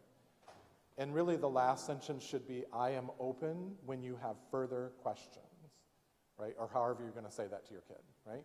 Come to me because you're going to be confused. don't go to Johnny, right, at school and ask him questions. Don't Google it, right? Come and ask me. And we can Google it together, right? And then go to like a healthy website, not the unhealthy one. Did that answer your question? Okay. Those are good questions. I like it when people ask questions. I already talked about this, that our sexual natures are God-given and God-ordained. When we're silent about healthy sexuality, right? See, that's the key word, healthy. So we need to have a conversation with our kids about healthy sexuality. Because if we're silent, they're going to think everything that they see is healthy, right? Because we haven't told them what's not healthy, like food, right? Remember the food analogy. And so we've talked about that.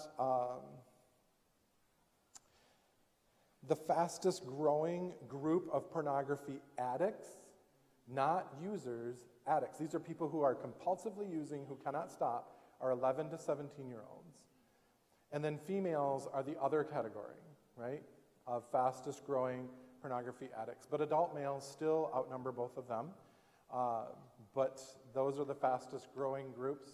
I said that 90% of children will be exposed to hardcore online pornography before they become adults. I always jump ahead in my slide presentations. I've already said the third one, that the average age of exposure is 8 to 11 years old. And then I usually get asked this question. It used to be that back when porn was only sold in porn shops and you had to go to the horrible side of town to buy the porn magazines and the porn movies, it used to be seen as only a white problem, right? Only a Caucasian problem. But now with internet being carried around with us in our pockets, it has crossed all racial and ethnic boundaries and income level boundaries and everything. So now I've read studies in Israel, I've read studies in Iran, I've read studies in Switzerland and Sweden, in dozens of countries, and the percentages are almost identical to the United States across the world. Thought for sure hands would pop up, but okay. Oh, and I'm going to talk about religious affiliation. So I found this out in my dissertation research, but I've also read it in subsequent studies, that the more conservative the religion, the more present pornography addiction is in the congregants of that religion. Right? So the more conservative the religion, the more internet porn addicts there are in that religion. So given that little piece of knowledge that I just laid on you, which state in the United States do you think has the biggest expenditure on pornography? Utah.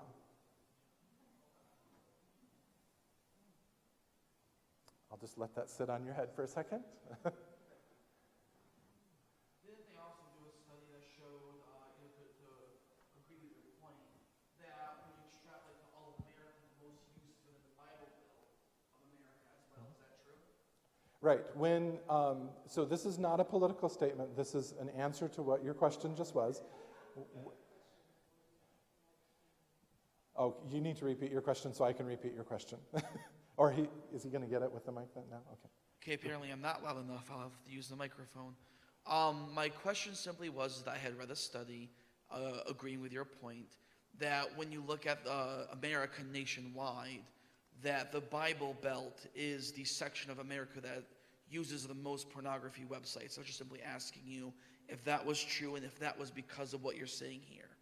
Yes, that is correct. And so my answer to that question was, when the Republican National Convention was held, the access to pornography skyrocketed in that city where they held their Republican National Convention.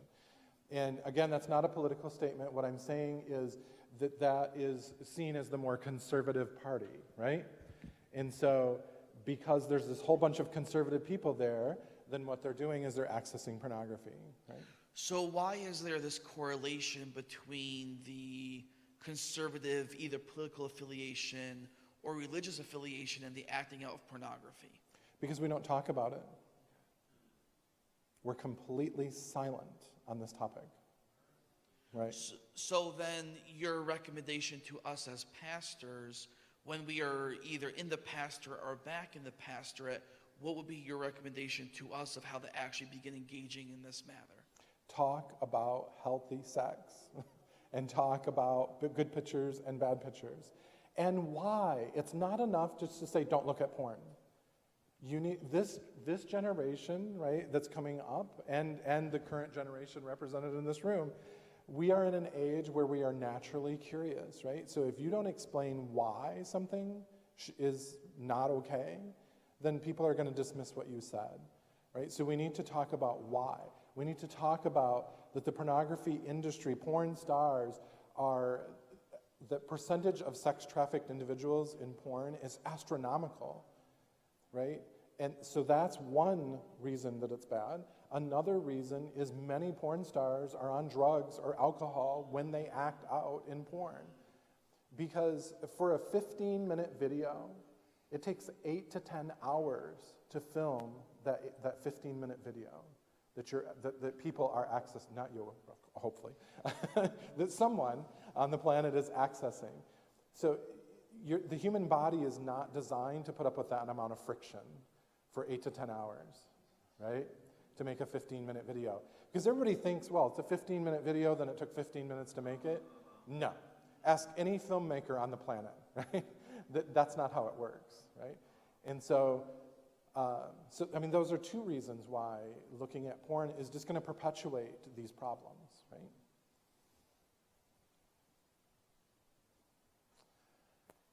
All right, so we have online sexual problems can result in negative interpersonal and intrapersonal issues of sexuality, gender, all those kinds of things. It can result in depression, anxiety, shame, and guilt, and problems with intimacy in real-life partners. See, the problem with the brain is because the porn is manufactured from the standpoint of the user, right? Which means that it's filmed as if you're there. And your brain cannot then differentiate between fantasy and reality. And so your brain thinks that it's there, right? And so then if you masturbate, looking at porn and masturbating, 5,000 or 6,000 times in your lifetime, then you go to have sex with a human, when it's, of course, legal when you're married, right? Your body is not going to perform because your body's going to say, that's not the way it works. That's not the way it's supposed to be. Because your brain has been programmed for it to be one way. And then when it's legal to have sex, it's not going to respond, right? So there's problems with intimacy. And I don't know if you've seen articles online, there's some circulating where the science behind them isn't awesome, but the porn-induced erectile dysfunction, you'll see articles online now about that. And so what are the reasons that people give? When you're in this kind of business, you get to ask people, so why do you look at porn so compulsively? The number one and number two reason that they give is boredom and stress. Now notice that they're not saying, I'm doing it because my girlfriend is not having sex with me, or I'm doing it because my wife doesn't do the things that it shows in sex. They're saying boredom and stress.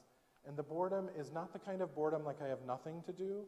It's the kind of boredom that you guys have when instead of doing your homework, you clean your apartment and you're on Facebook and you're doing all these other things. That's that kind of boredom, right? And then stress. And we all know what stress is. So what do I do? I get asked that question a lot. So what do you do when these people come to you? No, I don't brainwash them. No, I don't hypnotize them. But I do ask them questions that no one has ever asked them before. What kinds of questions do I ask them is, what were you hoping to accomplish by looking at pornography 5 or 6 times in one day? What were you hoping to get out of that? And what did you need that you were not getting already? These are not questions that I'll ask in the first session because they're not ready for me to ask these types of questions. But when they're ready to dig deep, then they can understand these questions, right? So what I get in answers to number 2 is a lot of I'm not getting affirmation, right? No one's telling me how awesome that I am. And so then I seek it from online where these people will tell me, through watching a movie, how awesome that I am, right? Because porn is always there. It never has a headache. It's never sick to its stomach. It never has screaming children, right? It's just there. And it does whatever I want it to do. How else could you get this affirmation or whatever else that they said in answer to the previous question? How else could you get this without putting your health and safety and relationship at risk? Because I'm not for people living in a cave somewhere in the wilderness, right? Like, I get that people like to be happy, and I want people to be happy. And so I'm not saying don't be happy. I'm saying how else could you get happy without putting your relationship at risk? So the answer to that question is always going to be, it's always going to lead me into asking for what you need, right? One of my clients, I always talk to them about times of day where they're at risk of looking at pornography. These are people with out-of-control behavior, remember? And so I always ask them what times of day, so either first thing in the morning or late at night are two of the times of day that they feel like their resistance is the weakest. And so I asked one of my clients, well, what do you think people who don't compulsively look at porn, what do they do late at night when they're tired? And he literally had to think about it. And he's like, go to sleep? I'm like, yeah, try that. Right? Do it. Let's see what happens. Because when you stay up too late, your resistance is lower, right? You can't make good decisions. That's not the time. I don't know if you have calculus homework, probably not in the seminary. But like, that's not the time to be doing. I heard you talking about Hebrew earlier, right? There's somebody? Yeah. That's not time to do your Hebrew homework. Is at 3 o'clock in the morning. Sorry, but it's not, right? Because your decision-making capabilities are not 100% at that time. I can talk about the brain all day, up to you. Anyway. So there you go, late at night, early in the morning, and when they're unsupervised. People always laugh at that because you're all adults and you shouldn't have to be supervised. But you know what? Sometimes we do. Alcohol is the great facilitator of problematic internet sexual activity. Alcohol deadens the frontal lobe of the brain, which is where our impulse control resides, right? So if my Hebrew friend pulls out in front of me as we're both leaving the parking lot, impulse control tells me not to ram his car, right? That you can thank the frontal lobe of my brain for that, right? And alcohol, it deadens the frontal lobe first. It attacks, if you will, the frontal lobe first. Also, I've heard many people who know much more about God and theology than I do say that that's where God talks to you through, is the frontal lobe, because that's where reason and emotional, so I see a couple of heads nodding. Thank you for that affirmation. And so, yeah, that's the first place that alcohol deadens. And so you've probably heard like people say, or maybe on a movie, right, like I need alcohol to be able to talk to girls, right?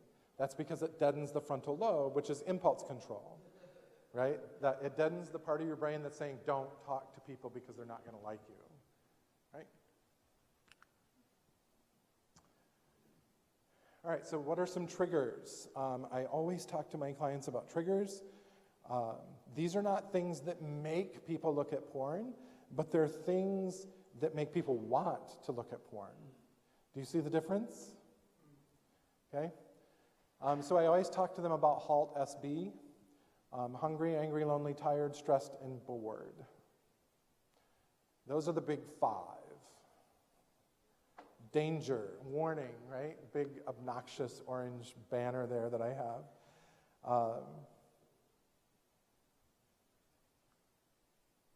I don't understand the first one, really. I mean, look at me. I don't really allow myself to get really hungry. But there are people who do, right? And when your blood sugar is really low, you can't make good decisions. Your brain won't allow you to make super good decisions when your blood sugar is low. Because your brain goes into survival mode, and it's like, I am starving to death, right? And so it just kind of shuts off those logic centers, right? And you get very emotional.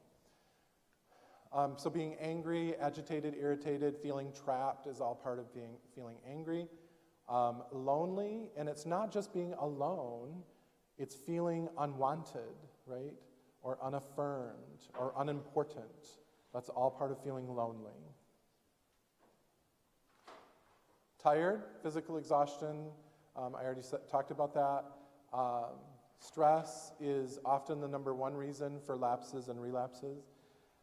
So when clients come back to me the following week, I usually say, so how's it going, right? So, and they're like, well, it's fine, I had this exam, and I'm like, that's not what I'm talking about, right? How is the problem that you're here for going, right? And then if they talk to me about using, then I'll say, well, what made that happen, right? What happened that was a decision that you made? And so stress is by far the number one reason that people give to me, followed by boredom, right? And we talked about that already. Questions? All righty. Moving along.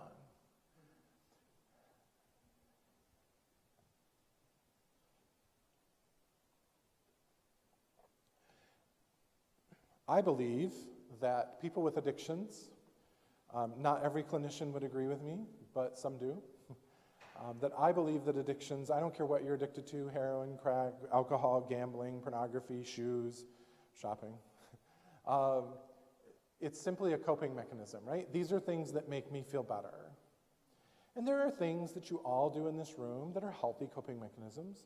Maybe exercise is one, right? Going for a walk, being outside in nature helps you calm down. Chocolate, right? helps you calm down, right?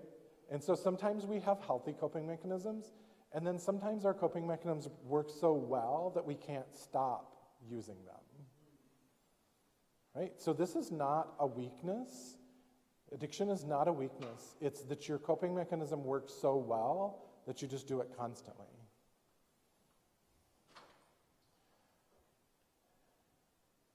And so a major task early in treatment is trying to get the client to dig deep and figure out what it is that they're trying to cope with, right? What is it that they're trying to cover up? What is it they're trying to mask? What is it that they're trying to medicate?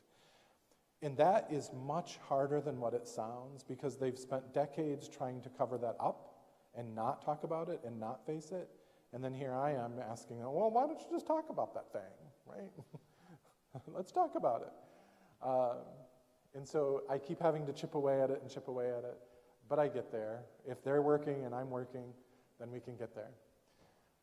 So often, whatever they're trying to cope with started at maybe 9, 12, 14 years old, and that's probably the age that they're emotionally stuck at. And so once we tap into that, and once I give them coping mechanisms, healthier coping mechanisms, on how to deal with that, and we start processing that original trauma, then they start really reacting, right? So then they come into me and they're all emotional and they're like, you did this to me, like you made me cry, right? And I'm like, that's all right, you're gonna live, it's fine, right? And so, yeah, our job is to disassemble the unhealthy coping mechanisms while reassembling healthier coping mechanisms.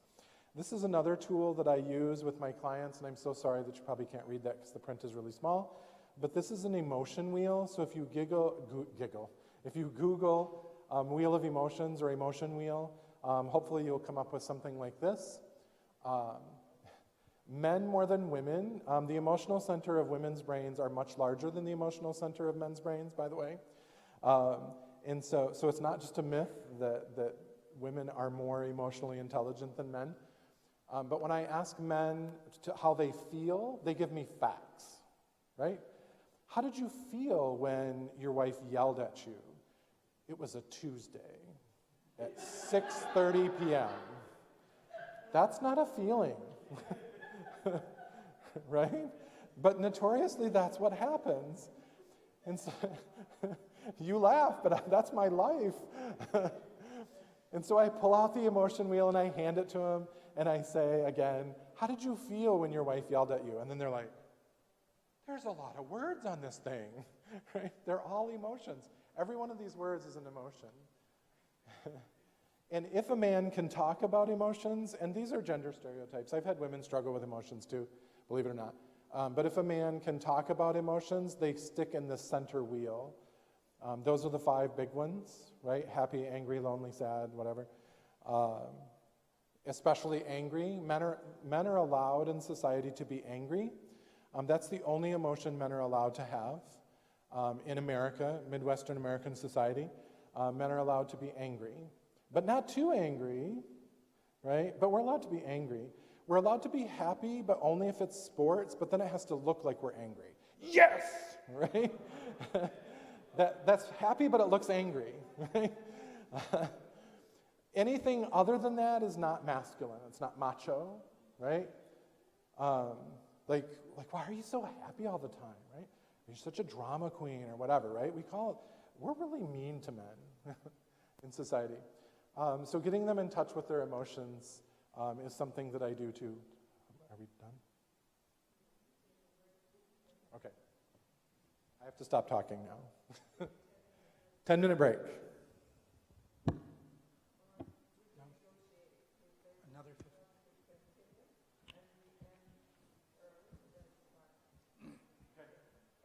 No, you. I don't see anybody moving. You want me to keep talking? You're supposed to go another 15 minutes. Oh, you have another 15 minutes. 15 more minutes. Excellent. Okay, so what else do I do with clients? I assess them for addiction, which is what that slide that I showed you already with, like, have you tried to quit and fail? And then I assess how they feel about that, right? Because by the time they end up in my office, they're probably going to answer yes to 5 of those questions. People don't generally show up in my office with nothing to talk about because they have to pay me money. So we assess how they feel about it. I assess what they're coping with by using porn, which I addressed on a previous slide. I also find out what other coping mechanisms that they have. Like, what else did you used to do before you started using porn every day? What did you used to do to make yourself feel better? And remember that 9, 12, or 14, like whenever they started using porn, they're going to have to tap into what they did before that.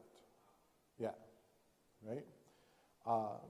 And so they have to think. They have to really think because they've not had to use that part of their brain before in many years. Then I get them to practice alternative coping mechanisms, right? And I have my clients come up with 5, right? And I don't know why 5 is like my magic number, but it is. So they come up with 5 healthy coping mechanisms to replace the 1 unhealthy coping mechanism.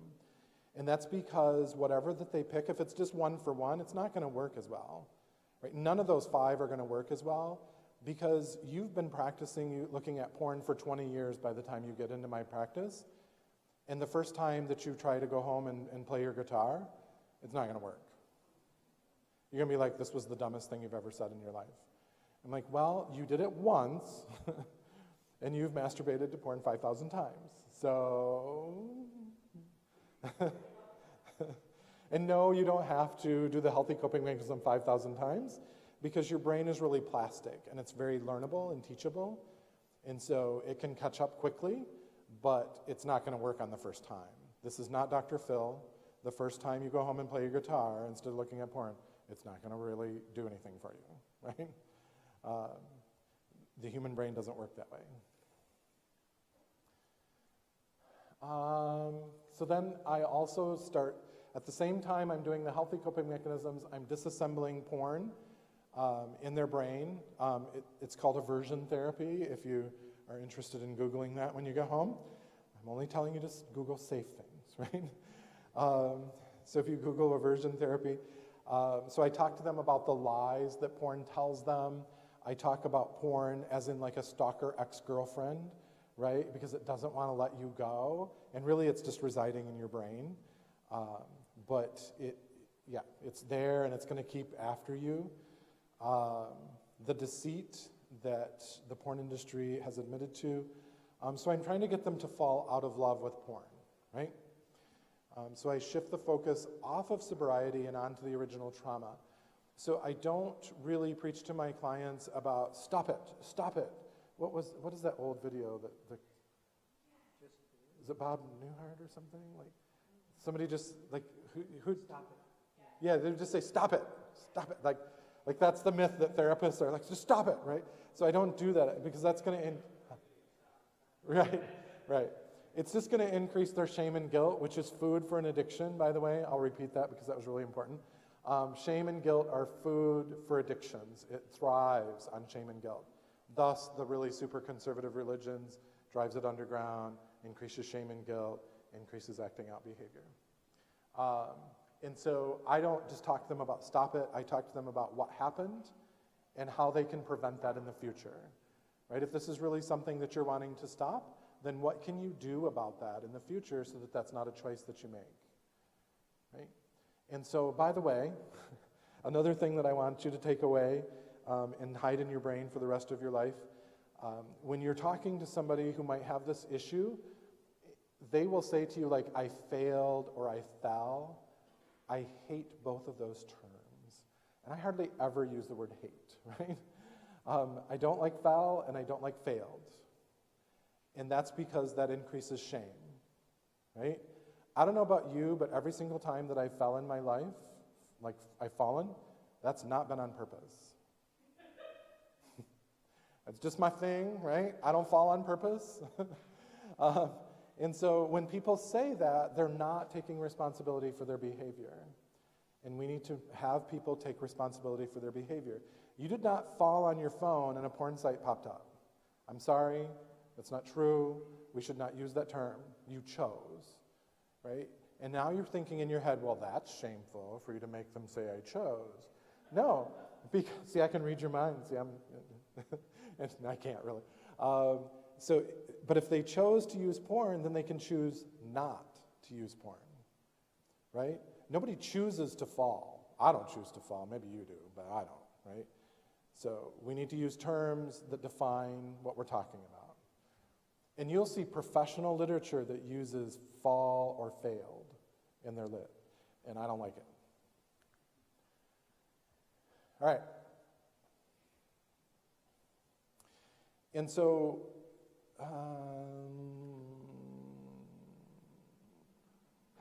so I talked about coping mechanisms that have grown too strong and too effective to control.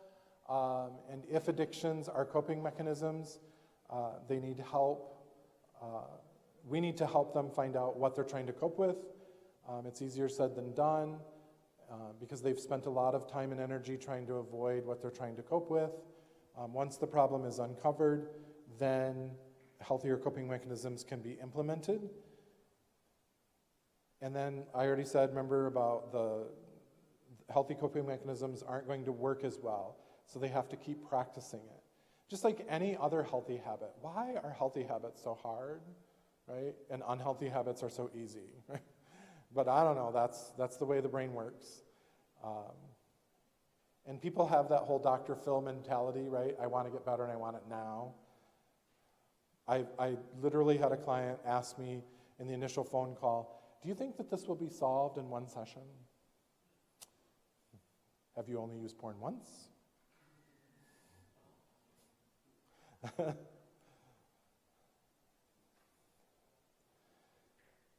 Okay, so emotions. Another reason that I pull out the emotion wheel is because emotions are strong and they get messy. And many times, especially men, are terrified of their emotions because, like I said, we're programmed to only have one allowable emotion in our life. And when I start allowing them to access the rest of their emotions and talk about their emotions and talk about what they need, then they get a little scared of that, right? They get a little terrified because they're not used to that being okay. And people are not predictable. Like, people in their life are not predictable. They're not always available to meet my needs, right?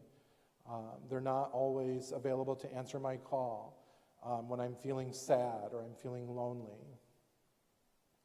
And other people have to sleep and they have to eat and they have to care for other people. And other people get sick, right? And those are things that porn never does. Porn never has to do those things. And so porn is always available. It's consistent and it's available and it provides just the right chemical release. Because our brains are a little lazy.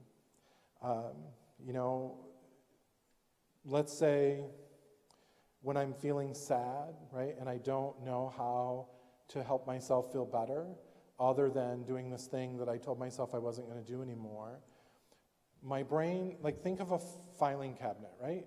And so your brain pulls out the sad file, and it starts going through, what did we do the last time we were sad? Oh, we looked at porn.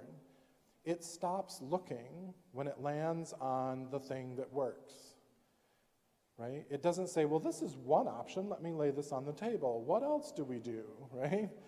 It just stops. Like it's like, oh, porn. That's where cravings come from, is that your brain has looked through the file and it's like, oh, that made us feel better last time, so let's do that again. And you're like, no, I don't want to. And the brain's like, but it's right here. I have the folder in my hand. Right?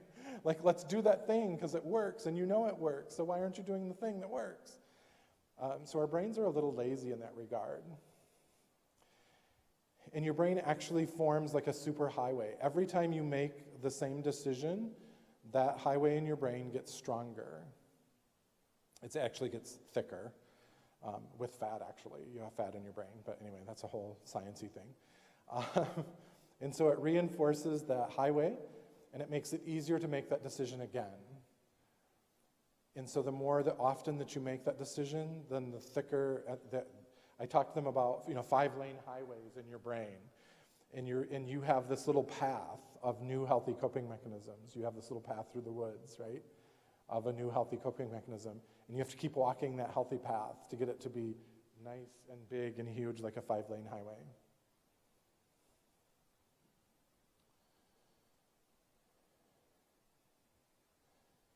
Okay, I briefly touched on this before, but addicts who use their addiction to cover up or medicate or avoid or change their emotions often get stuck in an emotionally immature state. And their emotional maturity age kind of matches where they were when they started compulsively using porn. And so the next logical stage of treatment focuses on having people feel their emotions. And that can get pretty overwhelming for people. And so I'm there with them, walking them through that. So like, what emotion do you think that is that you are having, right? And talk about it and process that. And what do you think that you need? And what did you want that you weren't getting? And it takes a lot of energy and a lot of focus. When we get to the emotions part, that's where people, they drop out of therapy at various stages. But that's where some people, I lose them because they're not willing to do that work. It's really, really hard to tap into and process and deal with your emotions when you've spent 20 years not doing that.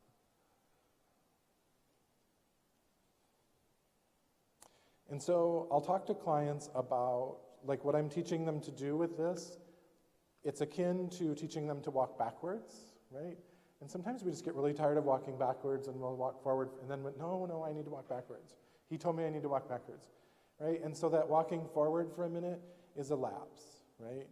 And so when you deal with addictions, treatment, it's full of lapses. That doesn't make it okay, but you need to expect that that's going to happen because people get tired of walking backwards in their life.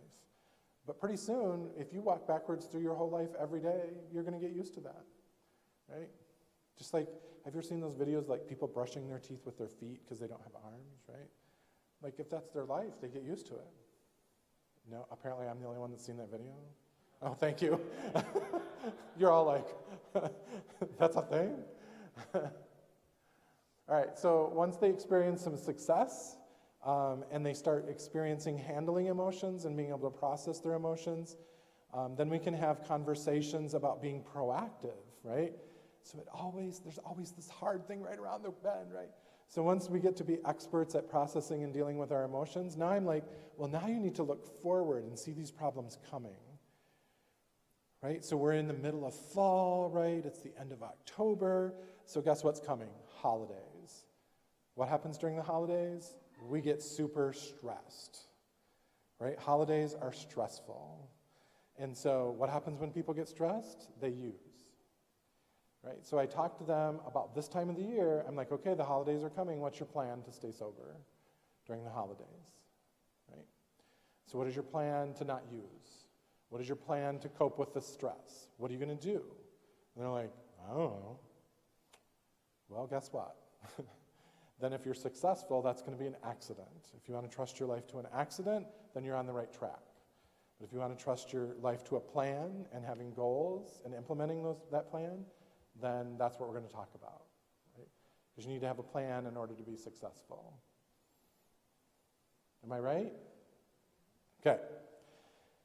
So I talked to you about the 5 things that they come up with and to help them regulate their emotions. So, when Aunt Gertrude says, "Are you married yet?" Right? So then you need to go take a walk, right? Outside, enjoy nature, think about things, process things.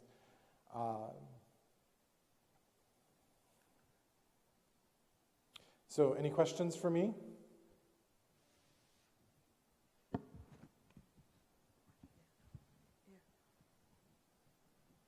I think what we can do is to have 45 minutes of questions and then close and not go on till 5 o'clock, if that's okay with you. And so we'll have both presenters, and if someone would help me with a mic so that we can cover both sides. So I saw a hand back here. Oh, he took it. Or yeah.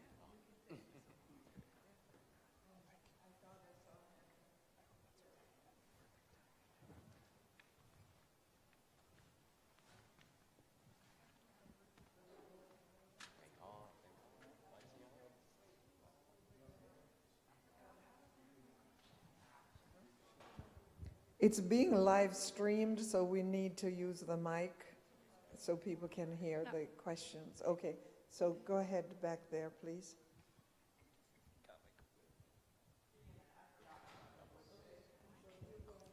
Go ahead, Donna. I was just asking if we could get copies of the PowerPoints, if that's possible, but if no, that, okay. Thank you. Just send it to me, I'll make sure they get it. All right, thank you so much. Okay, I got you, I remembered. I was talking with a few friends, and we were talking about how puberty used to start a lot later, and people used to get married a lot earlier. So the fact that both of those are on opposite ends now, and there's a long gap, especially in the millennial generation. Most of us are getting married, when you look at it statistically, mid to late 20s, some of us into our 30s. So dealing with sexuality becomes a whole other beast, because it's not just, well, wait until you get married. Well, there's like a 15, 20-year gap sometimes between when puberty starts and when marriage happens. So what is the answer for that, for physiological issues that come along that you're just like, well, you're not necessarily the visual aspects, but like the physical aspects. How do we deal with that, and how do we approach that with teenagers that ask, with young adults that ask, in our churches?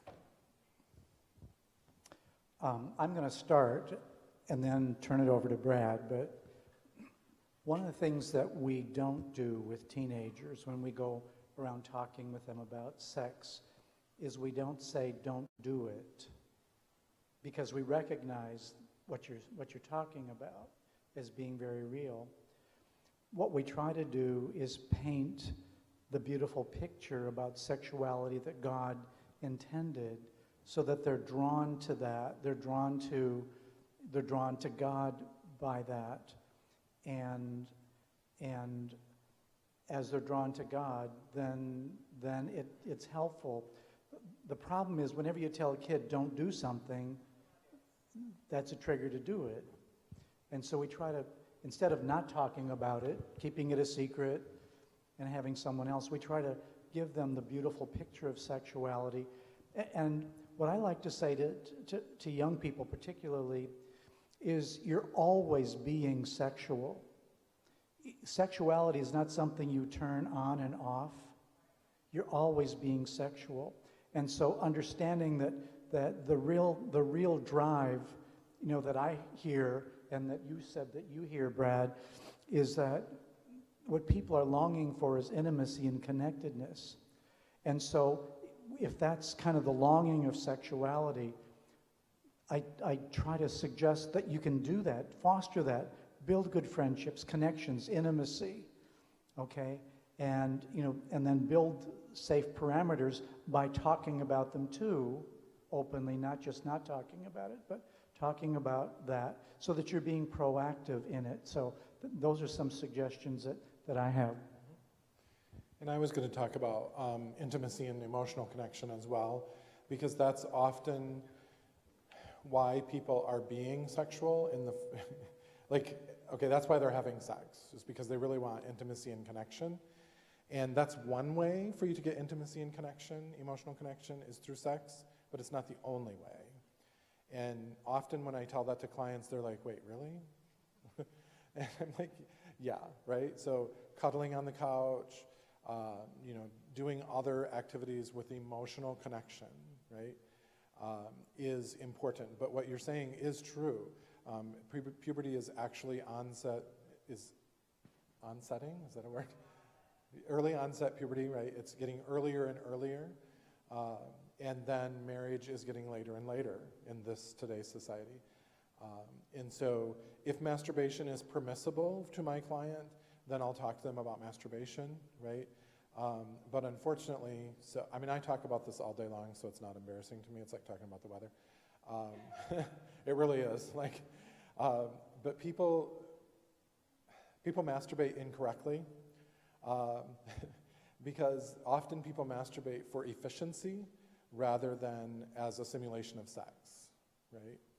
And so that's been part of what I had to do, is teach masturbation correctly. And no, we don't do it in front of me, right? But I talk about it, right?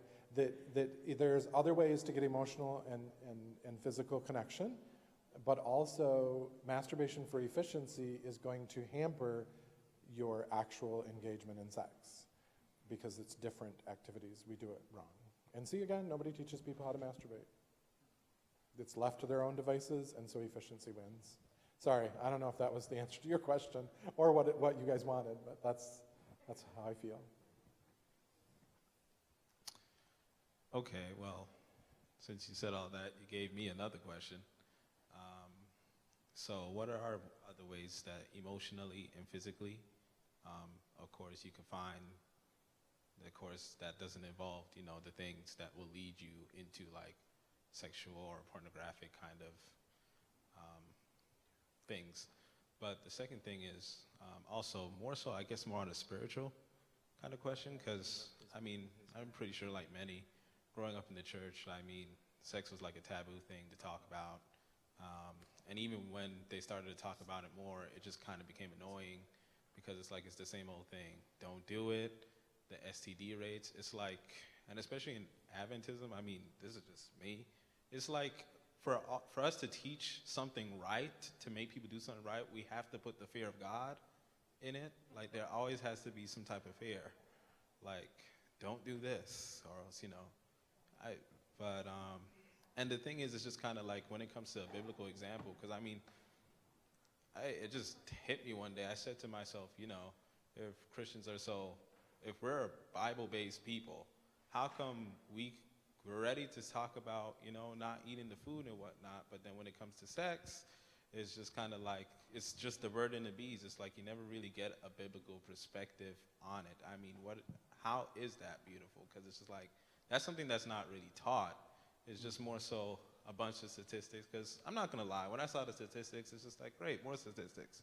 But now, I kind of learn, get older, get a bigger picture, but then it's just kind of where does it, because it's okay, a physical issue, and then you want to turn it all spiritual, but it's I still have, they're two different spheres, but how do they kind of, Mm-hmm. I guess I would want to begin by hoping that in neither of our presentations have you heard a fear-based solution, because we don't believe in that at all. We believe in redemption. I believe in redemption. I'm sure Brad does too, but I don't speak for you. But what is the antidote for fear? The biblical antidote. Perfect love. It's love, right? Perfect love. Perfect love comes from God. But since He modeled it and He lives in us, we can learn perfect love. And what perfect love goes back to is what Brad was talking about, which is intimacy and connection that is without self-interest. You know, it's like my focus is on you. And in growing, and I'm not talking about codependent focus on you, but you see, I can't focus solely in a healthy way on someone else unless I first know who I am by myself too, so that I can give myself in a healthy way rather than an unhealthy way in this connection or relationship with this other human being.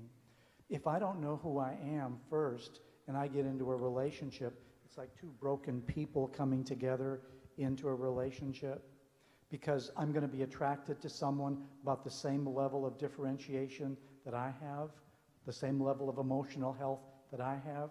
And so it's likely going to be two unhealthy people being attracted to one another. And so really the goal is I need to discover who I am alone first, and then move into who am I in relationship. And so if I don't really have a positive regard for myself, if I don't really love and care for myself, then how am I going to love and care for you in a healthy way? I mean, I might be able to show it codependently or in dysfunctional ways, but not in a healthy way where I can set healthy boundaries with you because I've set healthy boundaries with me. And healthy boundaries include not just relational boundaries, but also sexual boundaries. I mean, that's a part of my care for myself and my respect for myself as a human being, and my care and respect for you. And so that's how I would begin talking about that.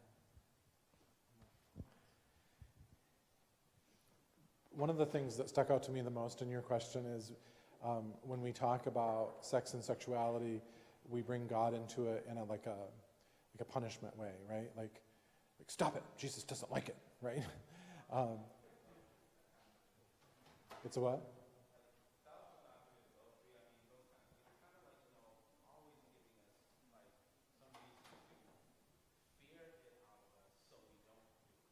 Right, and that's an ineffective way, right? You don't want the respect of someone who is afraid of you because it's not real respect, and they will hurt you the first chance that they get, right? And if they think that they can get away with it. And so God created sex, He created the nerves and the neurons in our bodies that are pleasurable when we touch them. And so we need to talk about healthy sex and healthy choices. We need to talk about how to ask for sex and how to turn down sex. We need to talk about how to negotiate for sex. The church needs to be talking about all this stuff, right? And we need to talk about it like we talk about food, right? So when we talk about food, we don't always, I've heard some people talk about food this way to our kids, right? We don't always talk about it like God's going to kill you if you eat pork, right? We don't talk about it like that. We say it's not healthy. I know some people do, but we say it's not healthy, right? There's these choices that you could make, and then there's other choices that you could make, right? And, you know, I'm sitting in the University of Michigan. I did 190 hours post-PhD to get sex therapy certification. And I'm sitting in the University of Michigan, very secular school, right? So they're presenting all these sexual topics to me, and I'm like, that's in the Bible. And the presenter's like, no, it's not. Like, I'll be defiant, right? Like, they think that they made this stuff up. And I'm like, no, it's in the Bible. I've read it, I know, right? It's in the Bible. There's reasons why God talks about that we should have sex with one person, right? Think about like a Post-it note. Y'all know what a Post-it note is, right? What's going to happen if every day you put a Post-it note on your mirror and then you take it off, and then next day you put it on your mirror and then you take it off? What's going to happen to that sticky stuff? It's going to wear out. After a little while, it's not going to stick anymore, right? And so, sorry for the graphic illustration, but the female vagina actually forms to the male's penis when they have sex, right? And so every subsequent person that you have sex with is going to lessen the elasticity of the vagina. That's why, I don't know, I'm not God, but that's one of the reasons that it's in the Bible that we should really have sex with one person, right? And so, there's stuff in the Bible that we can talk about as from a healthy standpoint. And then, in my opinion, like in the perfect world that lives in my head, people will choose to do what's healthy when they know why they should be doing what's healthy. And so we don't need to be like, thou shalt not commit adultery. Yes, that's in there, right? But so there's a whole lot of verses about love and sex and it being awesome, right? Those verses are in the Bible too. And you know, when we talk to our children about not eating pork and shellfish and all those other things, we're not afraid they're going to go out and eat them. But that's the biggest concern that I hear when I tell people, talk to your kids about porn and sex at 4 years old. They're like, well, that's going to make them want to go out and have sex. Well, you think that's going to make them go out and eat lobster when you talk to them about clean and unclean foods? Right? Like, that doesn't make sense. All right, the guy in the hat has a question. So bringing it back to a pastoral aspect, in terms of specifically the Seventh-day Adventist Church and how you talked about earlier that most conferences don't offer a redemptive approach. That most conferences instead, you know, they're more quick to ask you to step down than to try to redeem you. What can we do about that? Because that's clearly, I mean, through everything I've learned about Jesus and the Bible, is not the approach. Is to approach it redemptively. Is to approach it with trying to win back this person who took a call from God, right? We want to win them back. We don't want to outcast them.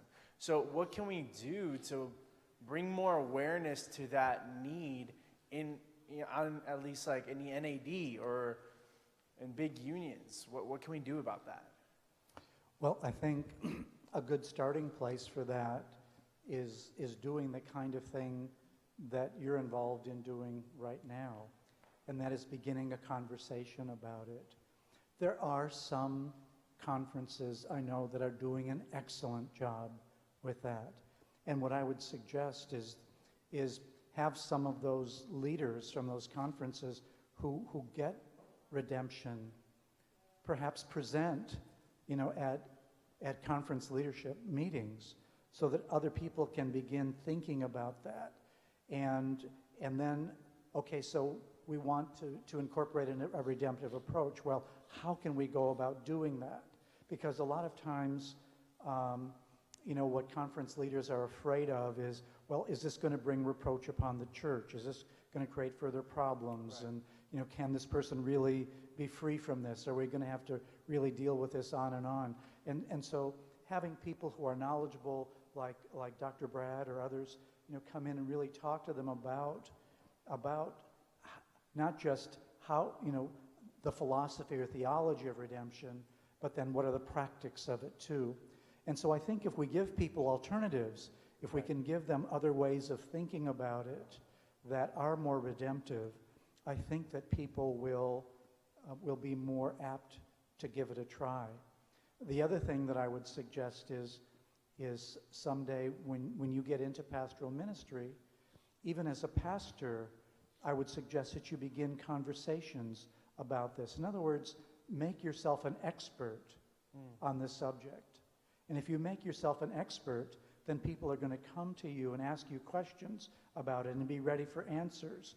And then, when you're an expert, then one day when you get into the conference office, you know, you'll be able to do things differently. I would suggest that change is not going to come overnight. It's going to come not with a magic wand the way we might want, but it's going to come through conversation, through hard work, through advocacy, through all of those, the use of all of those skills to try and help people see that there is a different possibility available to them. And just to follow up on that, just really quick, in your opinion, because I've had multiple friends of mine, theology majors, who feel like,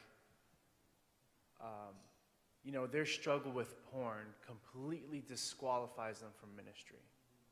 Should a pastor who is either in undergrad, graduate, or actually active on the field feel like they need to step down immediately if they're struggling with pornography?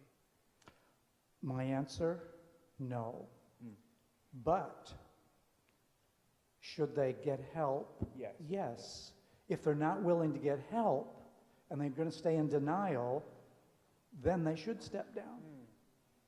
But yes, part of redemption is getting help. But if they're not willing to do it, then they're just going to end up hurting themselves and other people in the process and creating unhealthy environments for themselves. And in the end, that's not going to work well for them or for their congregation. But, you know, there's a book by Steve Arterburn that called Every Man's Battle. All of us have to face it.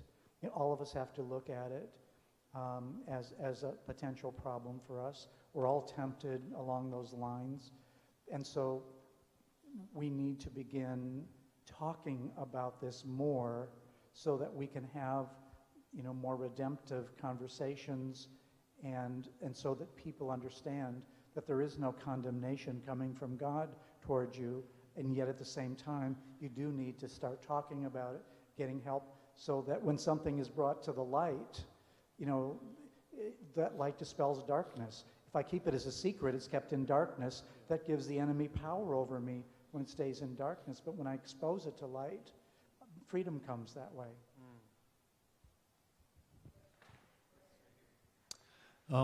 You mentioned prior to the illustration of a young boy who was Googling, it was Google, trying to Google on the internet, and then you mentioned the creation of a box.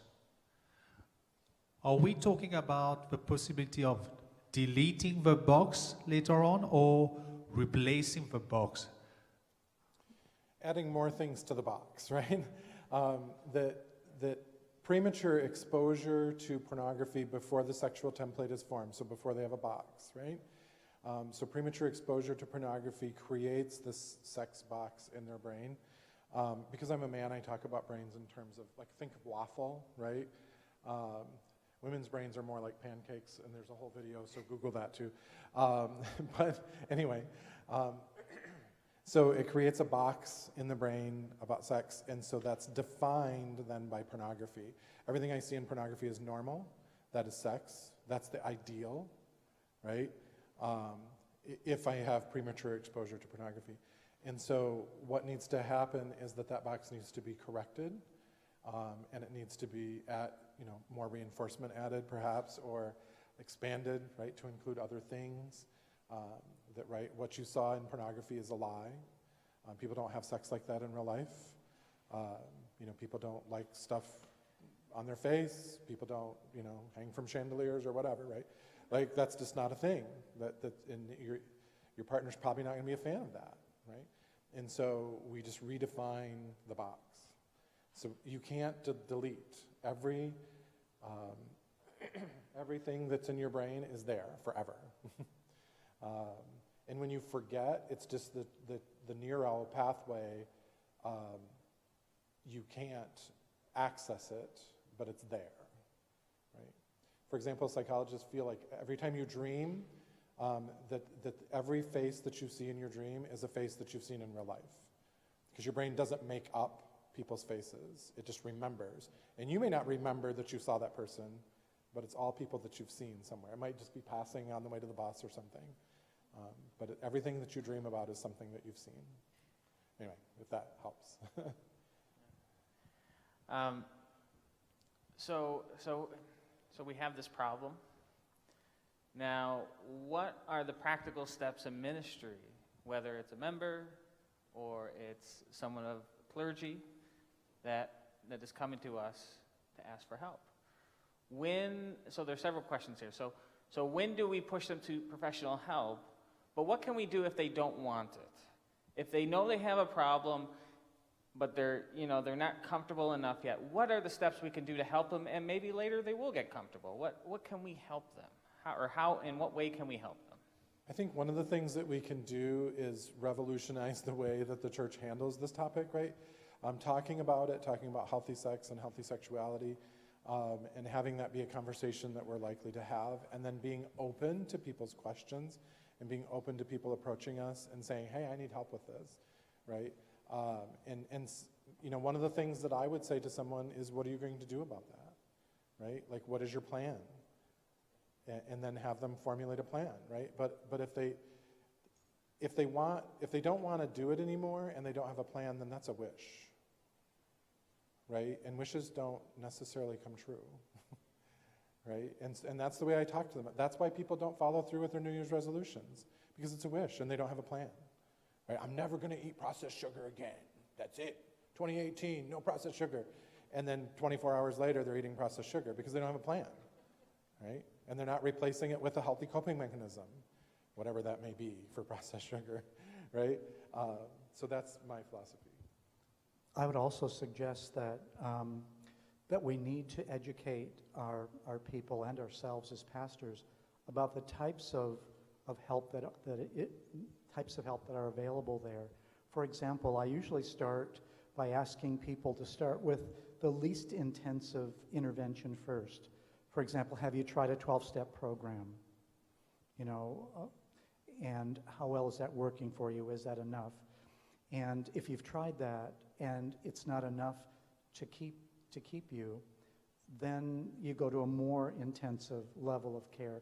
Like it could be, a group at, with Dr. Hinman or another professional group, or, if there is trauma involved, and that's why a good assessment. It could be that a 12-step meeting is not working because it's not designed to work for trauma. It's really designed to be a self-help support group, not a professional group. And if that's not enough, then there are more intensive types of programs like I talked about Bethesda workshops, which is several days where they really dig down into your history and and look at trauma more specifically. And if that's not enough, there are 28-day inpatient treatment programs for sex addiction. So there are all different levels of treatment. We need to educate people about the various levels of treatment that are there so that they can be available, that they can be knowledgeable about it. So that just because I go to 12-step meeting and that wasn't enough, therefore I'm a failure, therefore nothing will ever work. We get into that catastrophizing thinking. And we need to just help people to know that there is more help at different levels if it's needed or required. All those were wonderful ideas, but two more is accountability partners, right? Having somebody that you can talk to about this, even just on a one-on-one, and that does not have to be a trained professional. Just somebody that you can say, hey, I'm struggling with this, and the other person doesn't have to also be struggling with it, but they can be, and then you can hold each other accountable. And then there's accountability software as well to install on computers, and then that sends a report for all the websites that you've accessed to your accountability partner. The problem with the accountability software is that I'm finding with my clients is that they can figure out a way around it, right? And so, I'm not that smart. I don't know how to do that. I have learned more about the internet and all these things, and the fact that people that you message can be downloaded by other people who are also on your plan, and you learn a lot of stuff when you're in this business. But those are two more things in addition to what he said. Mr. Hinman, earlier in response to my question, you mentioned, how did you say it? I guess training your clients how to masturbate properly. And in regards to that and healthy sexuality, when I was pastoring, a teen came to me and said, the cliche, is masturbation a sin? So then we come in with, okay, are you lusting? Lust is a sin. No, well, I'm not lusting. I'm not fantasizing. I'm not, looking at any images. So is it still a sin? And I'm looking at him like, man, you got a good question. Because sex, as we're taught, at least as I was taught, is between one man and one woman. And that's what sex is. And so masturbation is almost like a, how do you explain it? Like a wrong treatment of sex. Ooh, sorry, I hit that right on the pew. So I guess how do you explain that to a teen that comes to you with that question, and from an Adventist perspective particularly? I'm probably not the right person to answer this question. Or Dr. Sedlacek, either one. That's why I said if masturbation is wrong according to your worldview, right, earlier in answer to a question. But in my opinion, I'll stress the word opinion, that if someone is already masturbating, then trying to put that back in the box is probably going to be difficult, right? And so talking to them about why they're masturbating and what it is that they're trying to get from that, because a lot of people, and I feel very weird talking about this in the seminary for some reason. But Teens ask, we're pastors, you got to have answers. there you go. A lot of men or males, when you talk to them about masturbation and why they do it, they're like, well, this like tension builds up in my body and I need to expel it. Well, that may be true, but your body is going to naturally expel sperm anyway. Sperm ends up dying within 2 days of it being manufactured. So if you're not being sexually active and you're not masturbating, then that's going to be expelled other ways. It's either expelled nocturnally, right, while you're sleeping, or it's absorbed into your bladder, and we don't really know why some people are innies and some people are outies. But anyway, but that happens. And so your body's going to expel that naturally if you don't do anything about it, right? So it's just a matter of coping with that, right, and talking to them about what is the purpose of you masturbating, right? Is it simply pleasure, right? Then you can get pleasure other ways. And I think somebody asked a question about, like, what are the other ways of pleasuring besides sex and masturbation? And I realized I didn't answer your question. It was the guy behind you. And so talking to them about touch, right? And just like not even sexual organ touch, but just touch. Do you like your ears touched? Do you like the back of your neck touched? Do you like your hair touched? I mean, and that's just your head, right? And so, if they have a partner, then doing that with each other, drawing on each other's backs, writing words on each other's backs and trying to guess what the word is, right? Or drawing pictures and having them guess what the picture is. These are all ways to have physical touch and intimacy without crossing the religious boundaries, right, of what that is. And so, and again, in my opinion, if I was in charge of the world, right, people would be masturbating to prepare them for sex, and we don't do that. I mean, think about the actions. Think about, for the men in the room, right, and let's pretend that you've masturbated in your life, right? When you masturbate, you're moving your hand. You're not moving your hips. When we have sex, we move our hips, right? So you're practicing doing it wrong, right? And so, I mean, that's the kind of conversations I have with people every day. Every day I talk to people about this. And so, I mean, that's the conversation as a pastor that I wish and hope that you would be having. Not, God's going to hate you for doing this. Dr. Sedlacek, do you have anything to add to that? Not that I, disagree with your opinion. I'm just, wanting both. Thank you. There is no scripture that says, thou shalt not masturbate, right? So there is? But that's...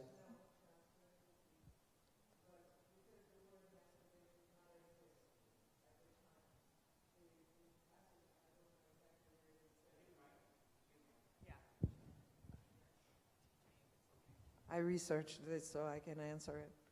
There is a passage that says that where God says to the Israelites, when you go to war, do not do what the pagans do. And because they're all men at war and so forth. And it is believed that scholars have suggested that what they did was two things, prostitutes and masturbation. So it is implied. Yeah. Okay. Thank you. I was not aware of that, but that wasn't my point. That wasn't my point.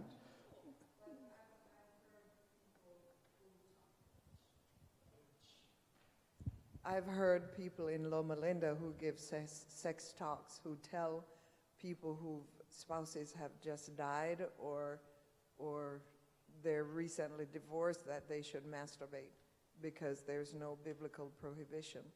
But there is in that passage if one should really. And then there is a provision for doing else otherwise in that passage. Okay.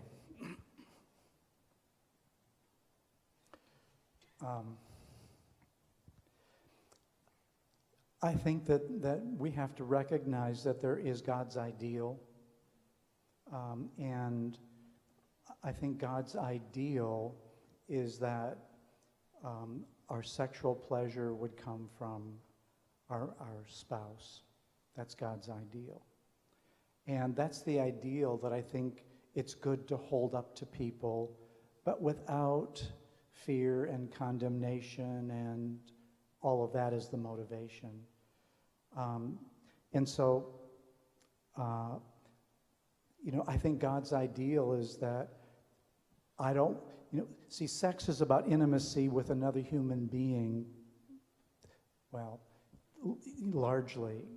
And so that's our ideal. We want that to be the ideal that we hold up. And in my view, kind of the reason that God tells us not to eat pork or perhaps not to do this, is that he wants us to not move into self-focus and I'm going to take care of myself because I don't need anybody else. And the other thing is that it's very easy for people to use masturbation addictively, that it can become compulsive. And so I think that's another reason that God says, be careful of that, because it's very easy for you to end up with that in a place where you don't want to end up. Okay, I'll be quick, sharp. All right, my question is, I'll give an example. When I was a teenager, let's say 15 years old, I was in church.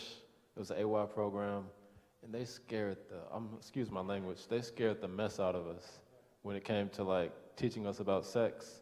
They had a whole bunch of pictures. It was STDs everywhere. All of the teenagers were just scared. Like, we were scared out of sex for maybe, let's say, the next 5 years. We just didn't want to even, 10 years, for the rest of our lives, we didn't want to have anything to do with sex. We just saw a whole bunch of nasty pictures. What is like a healthy way to present this to teenagers in your church, if you're a pastor, without scaring them? Well, scared straight doesn't tend to work in the long run. It doesn't work. It's not a good technique. But one of the things I would like to suggest is again, have real conversations with your children in church about it, your teenagers in church, but present it in this beautiful, in the beautiful picture that God has given us. I'm going to talk about this tomorrow morning during worship, but my contention is that sexuality is the closest thing to godliness, to true spirituality that God has given us. And, Satan has worked real hard to distort kind of all different kinds of things about sexuality. But I think that when we really understand the beauty and intimacy and connectedness that God wants us to have with himself and with other human beings, there is nothing else like sexuality that is as spiritual in our lives. And so if we can begin sharing those kinds of things, that sexuality is close to worship. It is a part of worship, and when we can give our kids that beautiful picture of sexuality from God's point of view, then I think they're going to be drawn to it rather than, afraid of, I can't do it because, my penis is going to fall off or, whatever's going to happen. So I agree with everything that he said. So then I'm going to say right? The way that I approach this with my clients, right, because I've had clients that are children, I have clients that are adults, is I say, well, that is one option, right? So looking at porn and masturbating is one option. Having sex with everybody who smiles at you is one option. Right? That's a choice that you could make, but here are some other choices. Right? Here are some choices that might be healthier for you, right? And even as a parent, because I keep talking about sex like it's food, right? like when you say, don't do this, don't eat this, don't eat this, don't eat this, but we also say, well, eat this because it's healthier, right? Here are some healthy options that I want you to choose. So talking about it like that, talking about it as realistic, because I've seen those sex education, you're going to get an STT and you're going to die. If you have sex, you're going to die, right? That's what they say. And it doesn't work. It might scare you for a little while, but then the pleasure overrules the fear, right? And so that's not and I'm not a fan of shame, right? Earlier I talked about shame, and so that to me that's a shaming thing. And that's not an effective way to teach kids about sex, because then they end up in my office, right? Where they're married, and they've been married for a year, and they still can't have sex, because they've been taught for 25 years that sex is horrible and dirty and wrong, and you're going to get pregnant, and you're going to get an STT, and you're going to die, right? And then they can't have sex with each other because of all these messages that they've had. And then I have to deprogram these negative messages about sex and give them permission, right? And teach them how to enjoy physical intimacy, right, in non-sexual ways until they're ready to have sex, right? So we're doing harm. It's doing real harm. And then we're sending people to therapy, right? There were 3 hands that went up at the same time. Okay, well, now that she just said that, because like even just listening, it like generated questions. One of them, I think I kind of answered myself. I could answer myself. One is about a safe place. How do you create a safe place to talk about? Because like I know for me, like I'm an introverted type of person, so. I mean, you can be like, yeah, it's a safe place, but I'm just like, I don't know you people, you know? So how do you create like a safe place? And 2, when you were talking about like some of the triggers and loneliness, it kind of reminded me, just to share a testimony. When I was younger, the way I learned about sex was through pornography. I was in middle school. I was 13 years old. I went to an all-boys school. A Catholic school. I mean, a bunch of middle school kids who are with hormones and no females around. That's just, to me, that's just problematic. That's insane. And, like, to me, it was like no way to escape pornography, because it's just like, we used to watch a computer class like every single class period. It was like a class of itself. Oh, wow.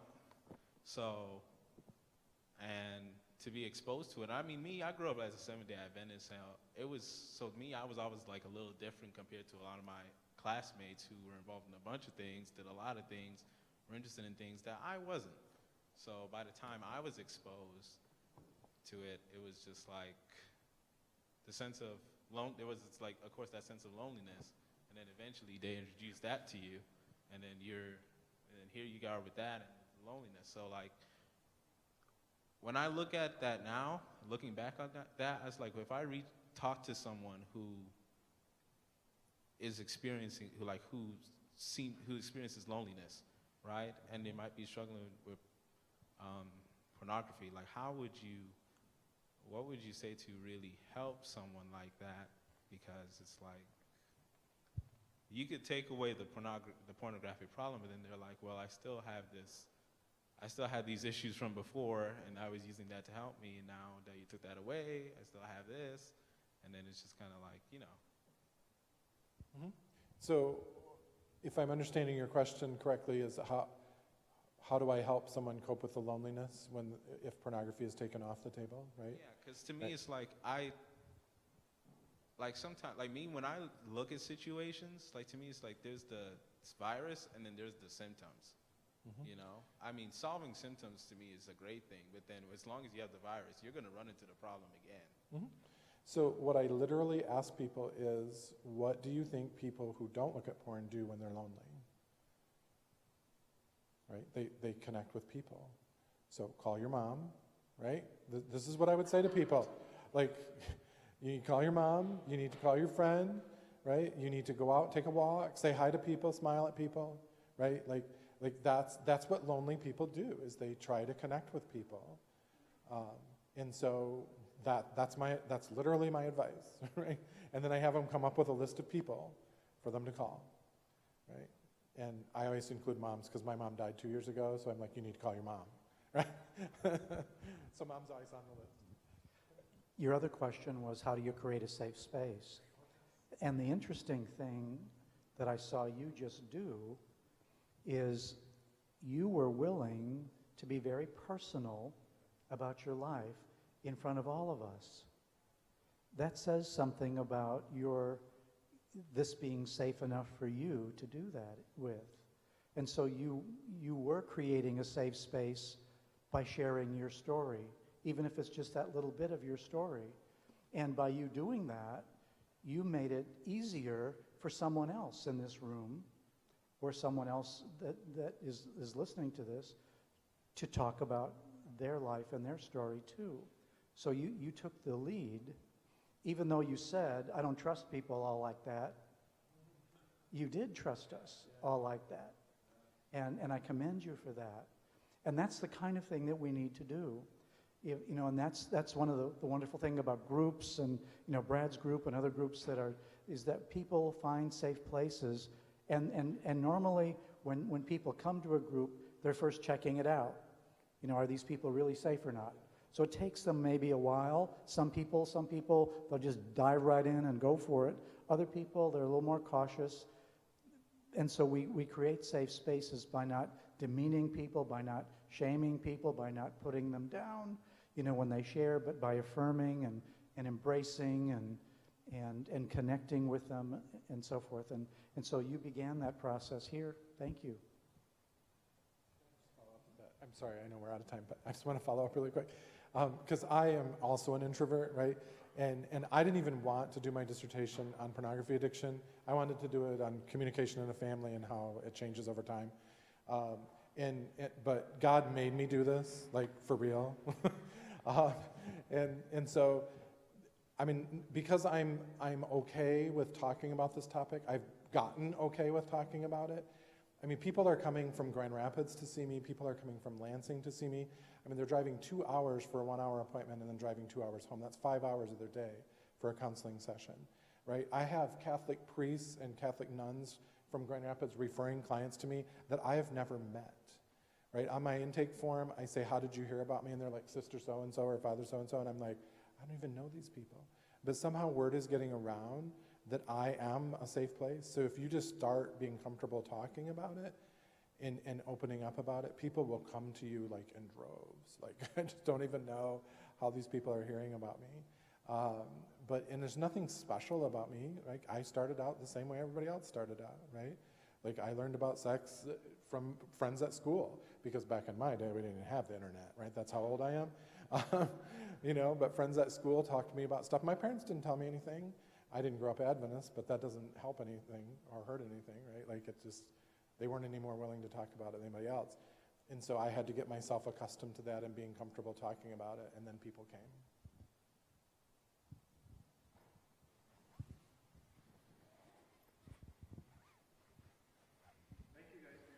Thank you all for coming.